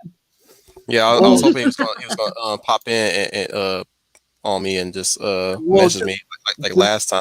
harp on him. Just jump on me. Right. It's, Well, try to see if you can get the professor. okay. I mean, that's different. If it's- I mean, if- I know where if- it's going to go. But I'm pretty sure he will be a good sport about it. yeah. But if you could just get him, like, just a one-on-one, just to hear what he has to say, I thought that'd be interesting. Oh yeah, gosh. yeah, you could do it like that. Yeah. And just make sure you mention like High Republic or something. Yeah, I'm probably gonna bring that up next time. I'm gonna read off what we're gonna have. There's Thursday and Tuesday. No, actually, hang on. This Thursday and next Tuesday. This Thursday we're gonna do why we need escapism with Leia Plus Size and Trooper. I'm sorry, Schooner. I really want you here. Mm-hmm. We're probably gonna do a part 2 so we can get your thoughts on why we need it on Tuesday. Well, you might need a filler on that Thursday because like I said, I don't know how late in the afternoon I'll be able to do Right. it. So those who are catching this in the backwash, please message me on MeWe or any other social media that you follow me on to get a spot this Thursday if you want to talk about this, because we definitely need to talk about this, why we need escapism. I do believe we have to really talk about how escapism is needed to get away from very depressing moments in your life, or at least not necessarily like I would love to discuss specifically why it's really should not be treated as a negative connotation, because a lot of people when people tend to think about escapism, right? mhm. They tend to think that when we do escapism, or at least when we mention escapism, they make it seem like we're running away from our problems from real life, Right. and that's why people try. Farther from the truth. Right. Yeah, I agree, Scooney. Well, Hollywood And this looks down on this it. is what Oh, people. well, yeah. Yeah, this is what people are. This is why these idiots are pushing down on trying to inject realism into this media, because apparently escapism is to them is a way for us to run away from our problems. Like, no, you need to concentrate on your problem. No, we need to take a break. They think escapism is only for children. That's when you're a child. But when you're an adult, this escapism nonsense has to go away. Well, Command. That's what they. Well, then what you do is you do a spin-off Raven show. So that's what you do. I mean, if it's for children, then freaking sell it to the children. It's like, all right, so bring back, maybe not so Raven. Oh my goodness! Yeah, what she look like now? Oh my goodness! Why did you do that to yourself, girl? She's a hot wreck, dude. She looks like a dude. So I mean, you bring in some other kid actor. I would not be surprised if she came out saying she's transgender and she didn't even go through the whole package. Yeah, she just went through page 1 and just gave up and just hands up and say, well, I'm there. I took a lick, so now I'm transgender now. But you still got cuckoo. You still got coochie. Where's your pee at? You still got your cuckoo. Well, you can only invert it so much. So, but well, yeah, I mean, you're creating an. It doesn't matter when I got cuckoo or pee. Yes, it does. It kind of does. If you want to commit You gotta commit, girl or boy. Yeah. Well, You got you gotta tuck in that ding ding. I think we're You got to pull out that clit to make it a Oh ping Lord. ping. Oh Oh Lord. my God. Come on, commit. I mean, bruh, But when we work, we commit, right? You gash go to your is job, all. you Gash clock is in, all. you clock out, you do Oh your my job, God. and you done. You don't Oh my you God. know you come. It's like doing a job. You go there, you get examined, you take that hormone therapy, you get Oh, that mental therapy, and then you tuck in your ding ding and you pull out your clee clee. they got Okay. videos on YouTube for that. So You know, it takes time. Yes, it takes time, Trooper, they got and videos on YouTube. they and all that do. stuff. They Yeah, do. yes, they do. They do. Yeah, they Apparently, do. they do. Blair has a video. I, I, Blair White's okay in my book. By the way, she's good. It's But like but if you Ellen don't know Page, if you you don't know still Ellen Page until well you do a movie as Elliot Page, and then I'll well take you seriously. Elliot doesn't have to tug. So I mean I'm sure there's videos for Elliot, but um Elliot I was still gonna looks like say Ellen as I of was right gonna now. oh dude, that forehead's not gonna go away. It's only gonna get Nope, worse. So Mm-mm. she got a what I was zombie gonna say, head.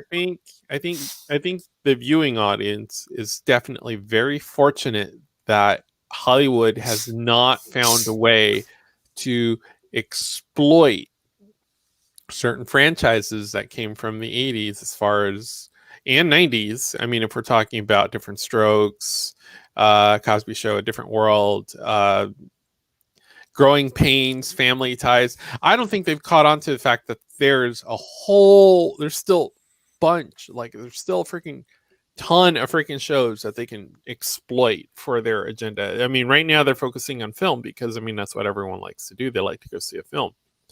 Uh, I also think that a lot of this has to do with licensing issues, and that's why you haven't seen, you know, Back to the Future 4, thank God. yeah, obviously you There haven't is seen no a way they can spin-off go of Back to the Future without Michael J. Fox. I No agree. way. well, you would just have to gender swap it at this point. That's what I was thinking.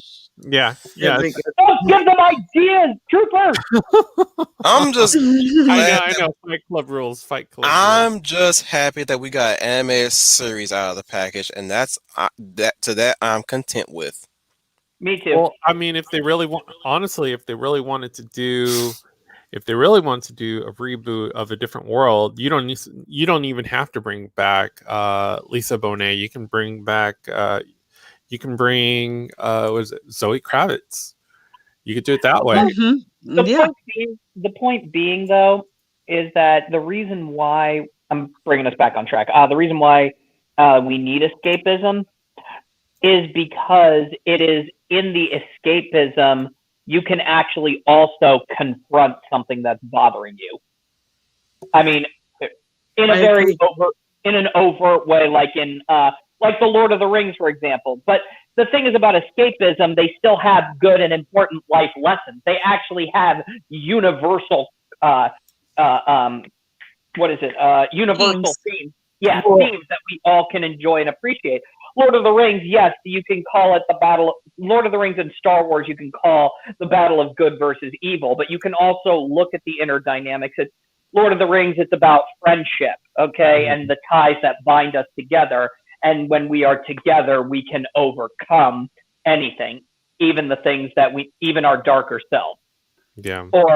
And in Star Wars, it's about the love of family, how Luke believed in his father and how ultimately his father, the most terrible person in the world, was redeemed at the end.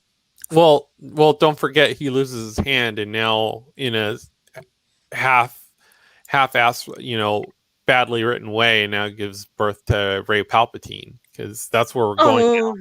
That's where we're going now because we can't sell the character. First off, I'm going to say this right now. On this May the 4th, okay? There is only one era of Star Wars, and that is the Lucas era, not the Disney era. In the EU. I agree. It was under the Lucas. Yeah, exactly, Wolften, because that was under the Lucas era that the EU thrived, because he said, you can keep your canon, I'll keep my canon. Hey, I'll just put it out there. I'll just put it out there because I know it triggers a certain person, but it's all about Ahsoka Tano. I don't care at this point what you think about the original trilogy. It's all about Ahsoka Tano.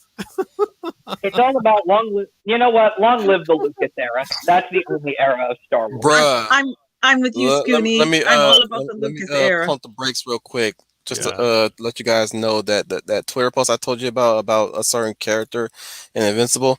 That shit is climbing in likes right now. Oh, oh my goodness! I have to check that out. I'll give you the link. Yeah, I'll give you the link. Suni, I'm with you about the Lucas era. There is only one great era of Star Wars, and to me, that's the Lucas era and the original 3 films. And on the May 4th, if I want to watch a Star Wars film, I go back to the original 3. Yep. Well, on May the 4th, see, that's a tradition with me. On May the 4th, I watch Phantom Menace, and then I watch A New Hope.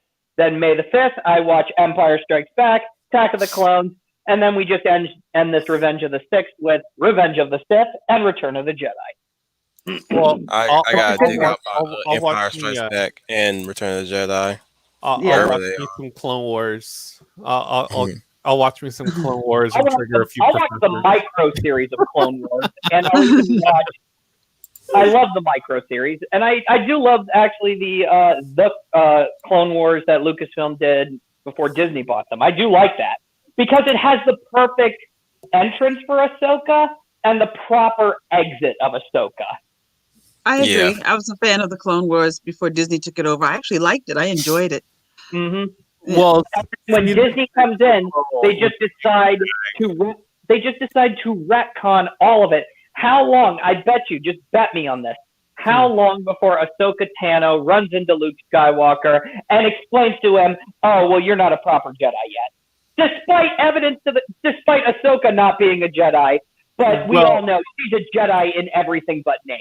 Well, it depends on who is going to be on the executive producer lineup. If it's going to be Darth Kathleen, or if we're going to have supervising editor or supervising producer as Dave Filoni. That's going to be. I'm going to tell you right now. That's going to be the big tell. So I'm going to tell you right now who's going to be the bigger sell than both of those two. Okay, George Lucas. Just bring him in. Pay him whatever he wants. Just bring him in. Honestly, let him have free reign. Honestly, if he really, really wanted to go ahead and insert himself back in, he would just have to do like the Russos did with Predator and start suing for the rights. So. Well, technically speaking, he doesn't have to because. Well, that's the only way to keep it from being damaged at this point by the current IP. Still owns a portion. Well, here's the thing. He can. That's the thing, too. Bring George Lucas in to make a movie, a standalone Star Wars movie. You already did it with Solo and Rogue One. Give him just one Star Wars movie, and just watch as that's going to top watch how that tops The Last Jedi and Rise of Skywalker. Sure, I gotta make sure he has that same energy though. Well, I'm all for watching Jar Jar, a Star Wars story. So, Wolf, especially if they do Darth Jar Jar, I'd be good for that. Wolf, if they bring Lucas in and let him work his magic as a storyteller, you might still get that energy. And then you'll also have to really cast some really good actors. You may have to just go for new faces like they did in the 70s. Nobody knew who Hamill, Ford, and Fisher were after that movie came out. So you might have to move that same formula again and find unknowns. And I think it would still have that energy because the Wicked Witch of the West over there, Kathleen, does not have the skills of world building the way Lucas does. In fact, if you give George Lucas creative control over another franchise of Star Wars, I know exactly what George Lucas would call it. Star Wars Legends. No, goodness. Maybe. Goodness. He'll directly adapt the EU that was decanonized. Could be. With that being said, I think it will be time to wrap it up. Okay. for Yeah, all of I'm us. getting hungry. And I know Leia has to go. And speaking of hungry, yeah, Leia will have to leave and get her cook on. It'll be something light. It's just a Greek salad. So I will And look that up in a nice. And Trooper, I don't know what he's gonna be doing, but I have to rest my voice, get ready for Culture Fortress. I've pretty much whipped up my PowerPoint presentation on a very fast, if I may add. But I have lots to say about this show, Love, Death, and Robots. I'm pretty sure it's not for everybody. That's another show I would like for you guys, for anybody to check out. I've already checked it out, and I am with you. 2 thumbs up. Yeah. I'll toss you one. If you want to do a presentation, you need to do. It's a film with Adrian Barbeau. You need to do cannibal women in the avocado jungle of death. That's a good one to watch. Oh, let me tell you what we're doing on Tuesday as well. So we got this Thursday for why we need escapism, but next Tuesday, no topic, guys. It's gonna be fun talk, mostly fun talk, where we will, the panel itself will suggest topics to talk about for WCR before we even do sequels again of certain topics that we that we know that we need to come back to talk more about. I definitely want to open this up for everybody who wants to suggest anything for next Tuesday, because I know I had a list that I lost. But I know world building was one of them. I definitely want to talk about world building and stories. I don't want to get away from me suggesting how to write stories and stuff, which is another thing that I like to do on these streams, is talk about writing and story writing and world, and basically just creativity as well. So that's still going to be happening for those for whoever suggested world building. Yeah, so that not only will we be not only will we be brainstorming, but you guys in the comments will brainstorm as well with us to suggest anything in the comments for what topics that we can bring up, or at least tell us what what we should be talking about, mostly not just basic politics, but suggest a show that we probably seen that we can talk about as well, like what me and Schooner had did about a few months ago when we did a whole series of streams talking about X-Men Evolution. Or at least, or in the case of Leia Plus Size, we can talk Captain America with the 3 movies, like we did with the X-Men movies when she was brought along to join us. Those are good times. Stuff like that. I definitely will definitely get off my butt and finally start watching Tron Uprising and refresh my memory so that we can do talking Tron Uprising. But I don't know if you guys seen that series, Leia Plus Size and Trooper. I have. I saw it to a point. No, you have. To a point. I kind of fell off because Disney Plus just had a regular schedule, but I got to the episode of Lux, so. Yeah. So yeah, I'm familiar with Back, and I'm familiar with Tron state within the grid at that time. So right. So we can definitely talk about Tron Legacy in the meantime before I get around to doing a stream about Tron Uprising. Oh well, what about Space Karen? Right now, everyone's talking about Returnal. That's where woke Twitter is like all triggered right now. On the Eternals? No. Oh. There's a PS5 game called Returnal, and it reminds me of Mass Effect, or at least the gameplay does. If you watch some of it on YouTube, but the character looks like a total Karen. So it's like for me, it's like, why can't we have attractive female characters anymore? So I mean, now we're getting female characters that are yeah, she does. Oh my goodness, she looks so pissed off. Yeah, she's a space Karen. So Space Karen. yeah, she's a space Karen. Oh my goodness, Even when she took She it, was oh my goodness, she even got the Karen cut. The she Captain was Marvel hair. she is so annoying. She is the only recorded survivor of the xenomorphs Oh goodness. because the xenomorphs just said she wasn't worth the trouble. I'm about to check out this trailer. I would. Actually, Yellow me Flash look. has done some stuff on that, and it's probably the only other creator I really tend to follow in terms of gaming. Everything else has just become one big echo chamber. Like I can form my own opinion. Are you following upper echelon? No. You know what? I'm subscribed, but I don't get notifications. So I used to follow Upper Echelon for a lot of the stuff that had to do with Fallen Order in terms of cheats and stuff like that. But then when it got weird or when it went sideways, then I just turned off notifications. So yeah, because he bounced around a few times.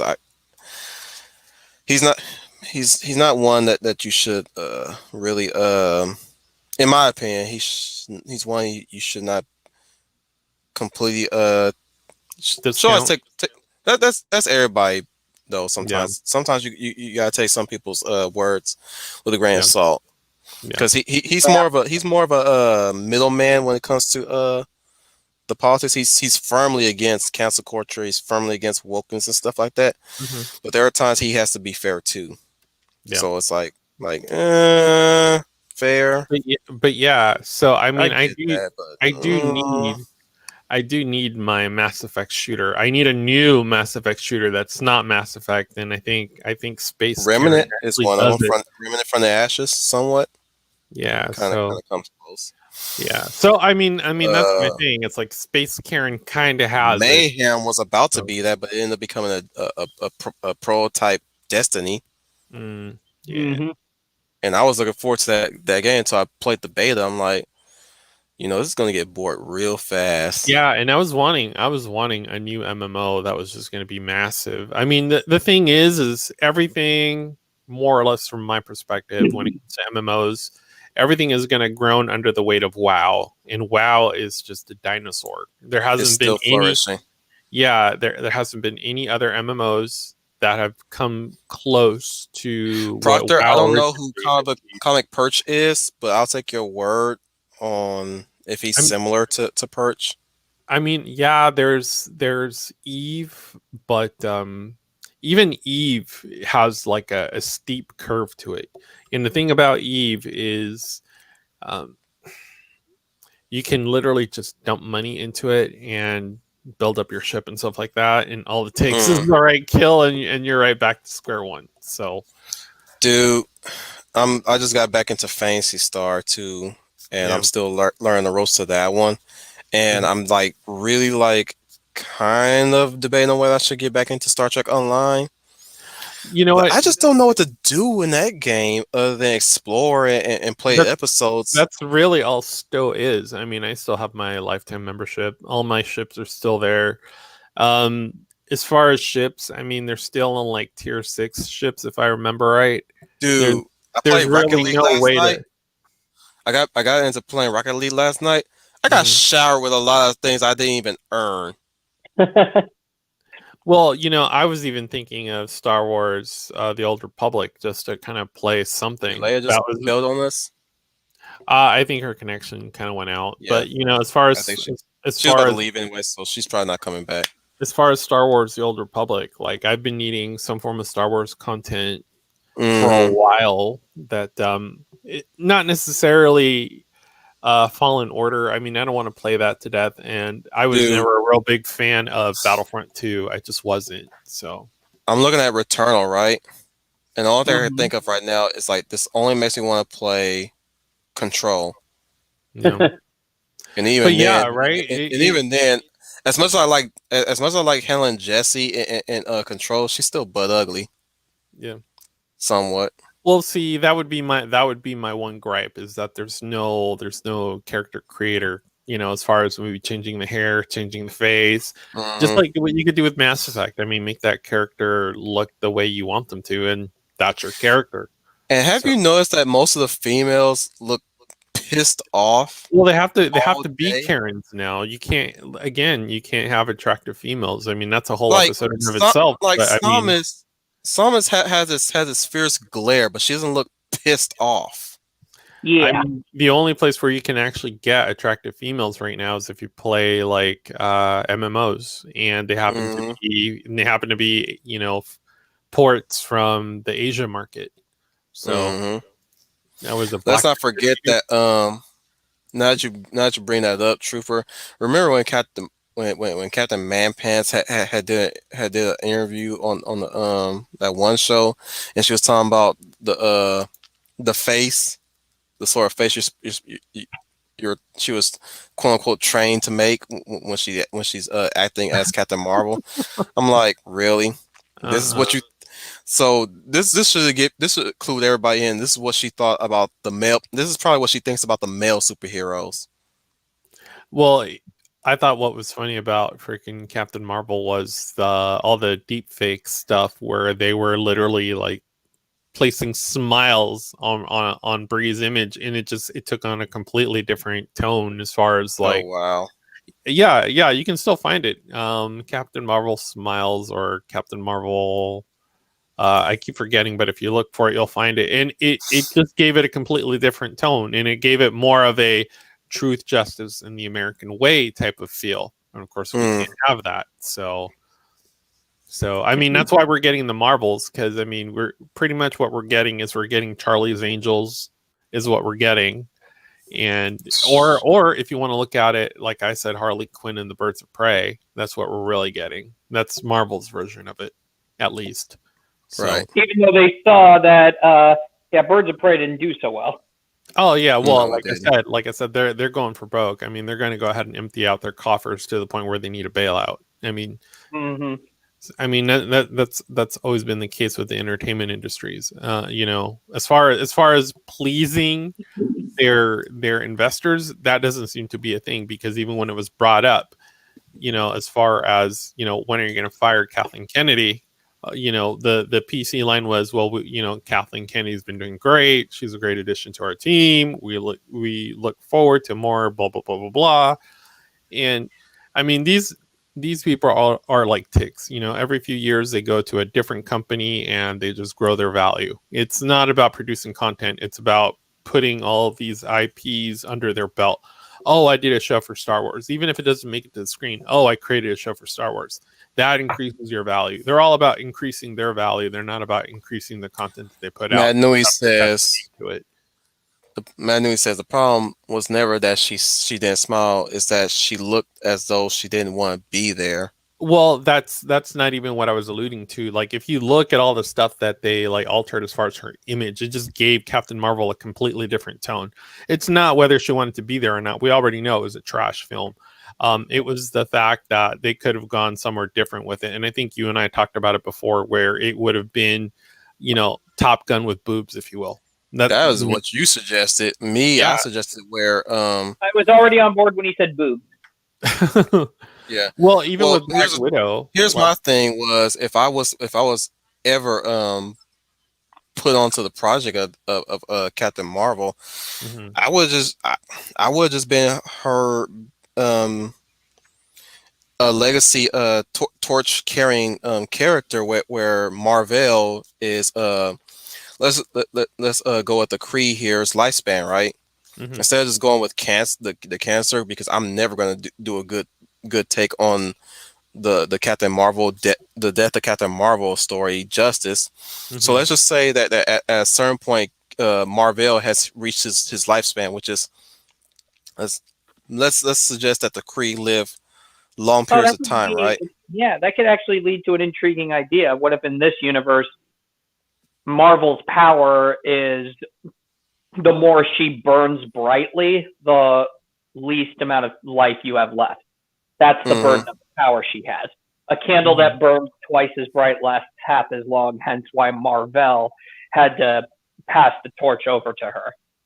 But he can pass that torch and power over to her and tells her that he has no regrets. That he dies as he lived in service to the universe. and not always telling her that she's the best, like the female Marvel did in that movie. Oh my goodness! Like Or else even when you would say, and even this when Mark, there are women around each other, all they do is suck each other's dicks. Goodness. exactly. It seems like that's what these representation characters do. They're just standing there stroking the egos of each other. Well, yeah, it's you know, it's gosh, it becomes one of those situations where everyone's just kind of smelling their own farts. Sort of like That's what happened with the Star that's Wars such. prequels, where no one was willing to do any type of pushback against Lucas, and then what you ended up getting was what we got for uh, the prequels. But I mean, they made for good world building if we were talking about world building, but Mm-hmm. I mean that's where we got Clone Wars. So I mean it's not all, you know, sour lemons. It's not all sour grapes. I mean something came out of it, but Yeah, wish we but would do something good to actually come out of Disney. All right, oh yeah, guys, let's start wrapping it up now. Yeah, all right. yeah, sure, yeah, sure. So I'd like to thank the Lady of Valor for joining us. I'm going to say goodbye on her behalf for everybody who's still around, and for those who are going to catch us in the back watch, of course, if they do. I'd like to thank my man Schooner of the Tuna right here for sharing us his wisdom and his writing perspective. As always, sign us off, Schooner. Coming at you live from a secret government facility buried deep underground, but has excellent Wi-Fi. This is Schooner Tuna. May the fourth be with you. May the fourth be with all of us. The man, the myth, the legend, the man with the FN and the four letters, the four numbers. Excuse me, the four numbers to his name. Trooper FN 2525. Sign us up, man. All right, guys, it was fantastic. I'd like to thank Wolf for hosting us today. Definitely thanking Lady of Valor, Leia Plus Size, for her input. And also big thanks to Skinner for sitting in today. And as always, I'm going to thank myself because I can. And also people in the chat, go ahead and just fill in those comments. What do you think? What are your ideas as far as representation and also the identitarianism that's going on into these narratives? Go ahead and share, like, subscribe. If you want more content, find us on MeWe. You can find us by our tags there. Happy to see you there. Of course. Unexpected for those new to show up as well, but it's always welcome. You're always welcome to join us. Again, thanking everybody in the chat for joining us, for those who stuck around for as long as they did, and those who continue to stick around to catch us at the end. Thank you so much for your constitution. Definitely check out the professor's possible gaming stream tonight, or maybe whatever it is that he's covering tonight. And definitely check out Culture Fortress with myself, Mr. Matchstick, and possibly two other guests, because Troy and H-Born will not be here tonight. They have matters to attend to on their end, so it'll be probably just me and Match, or two other guests, or one of the guests. So definitely check that out tonight at 8:30 p.m. Eastern time. Of course, we have the tomorrow. Me and Green Lion Girl will be hosting the rewatch of Final Fantasy VII Complete. So I'll make sure I have my Blu-ray ready. Thursday, as always, we're gonna do the escapism is needed type of talk this Thursday, but at the same time later on we have a professor doing his own thing. I think he's doing a book study, or maybe he's continuing the Knights of the Republic stream. Friday could be anything. Greenie will be probably doing her OG Final Fantasy streaming. I believe Fanman might be doing something that day, or maybe the professor. Saturday, I believe that Big Al will be doing a rewatch of The Great Outdoors, or they probably did that already. I think they did already. He might be doing something else though, comedy wise. Oh, he's doing Mars Attacks, right? He's doing Mars Attacks this Saturday. Sunday, continue to kick back and relax with Geeky Geezers with Troy Pacelli and H Boomer. Monday will be Monday Night Muse with Sound Engraver. Oh, hey there, Sound Engraver. So check her out on Mondays. She has finished up her Talk of the Siege of Mandalore yesterday. So who knows what she'll be talking about this Monday. Probably something creative on that end, or art-wise, music-wise, maybe. We'll see. Keep checking it out, guys. Also, didn't mean to overlook Dan Heron. Dan Heron with his songs with Birdman on Wednesday as well, alongside with Greenie. One of these days, I'm going to attend to his stream since he's so graciously showed up to mine. So I'll have to return him the favor. Definitely got to touch base on him with that one. With that being said, guys, I'd like to thank everybody yet again for doing this with us, and be on the lookout for part 4 of this representation versus identity validation. That being said, get on that super dimensional fortress and let's go on an adventure, everyone. Take care. This has been your Wolf Commander Wolf 10 signing out.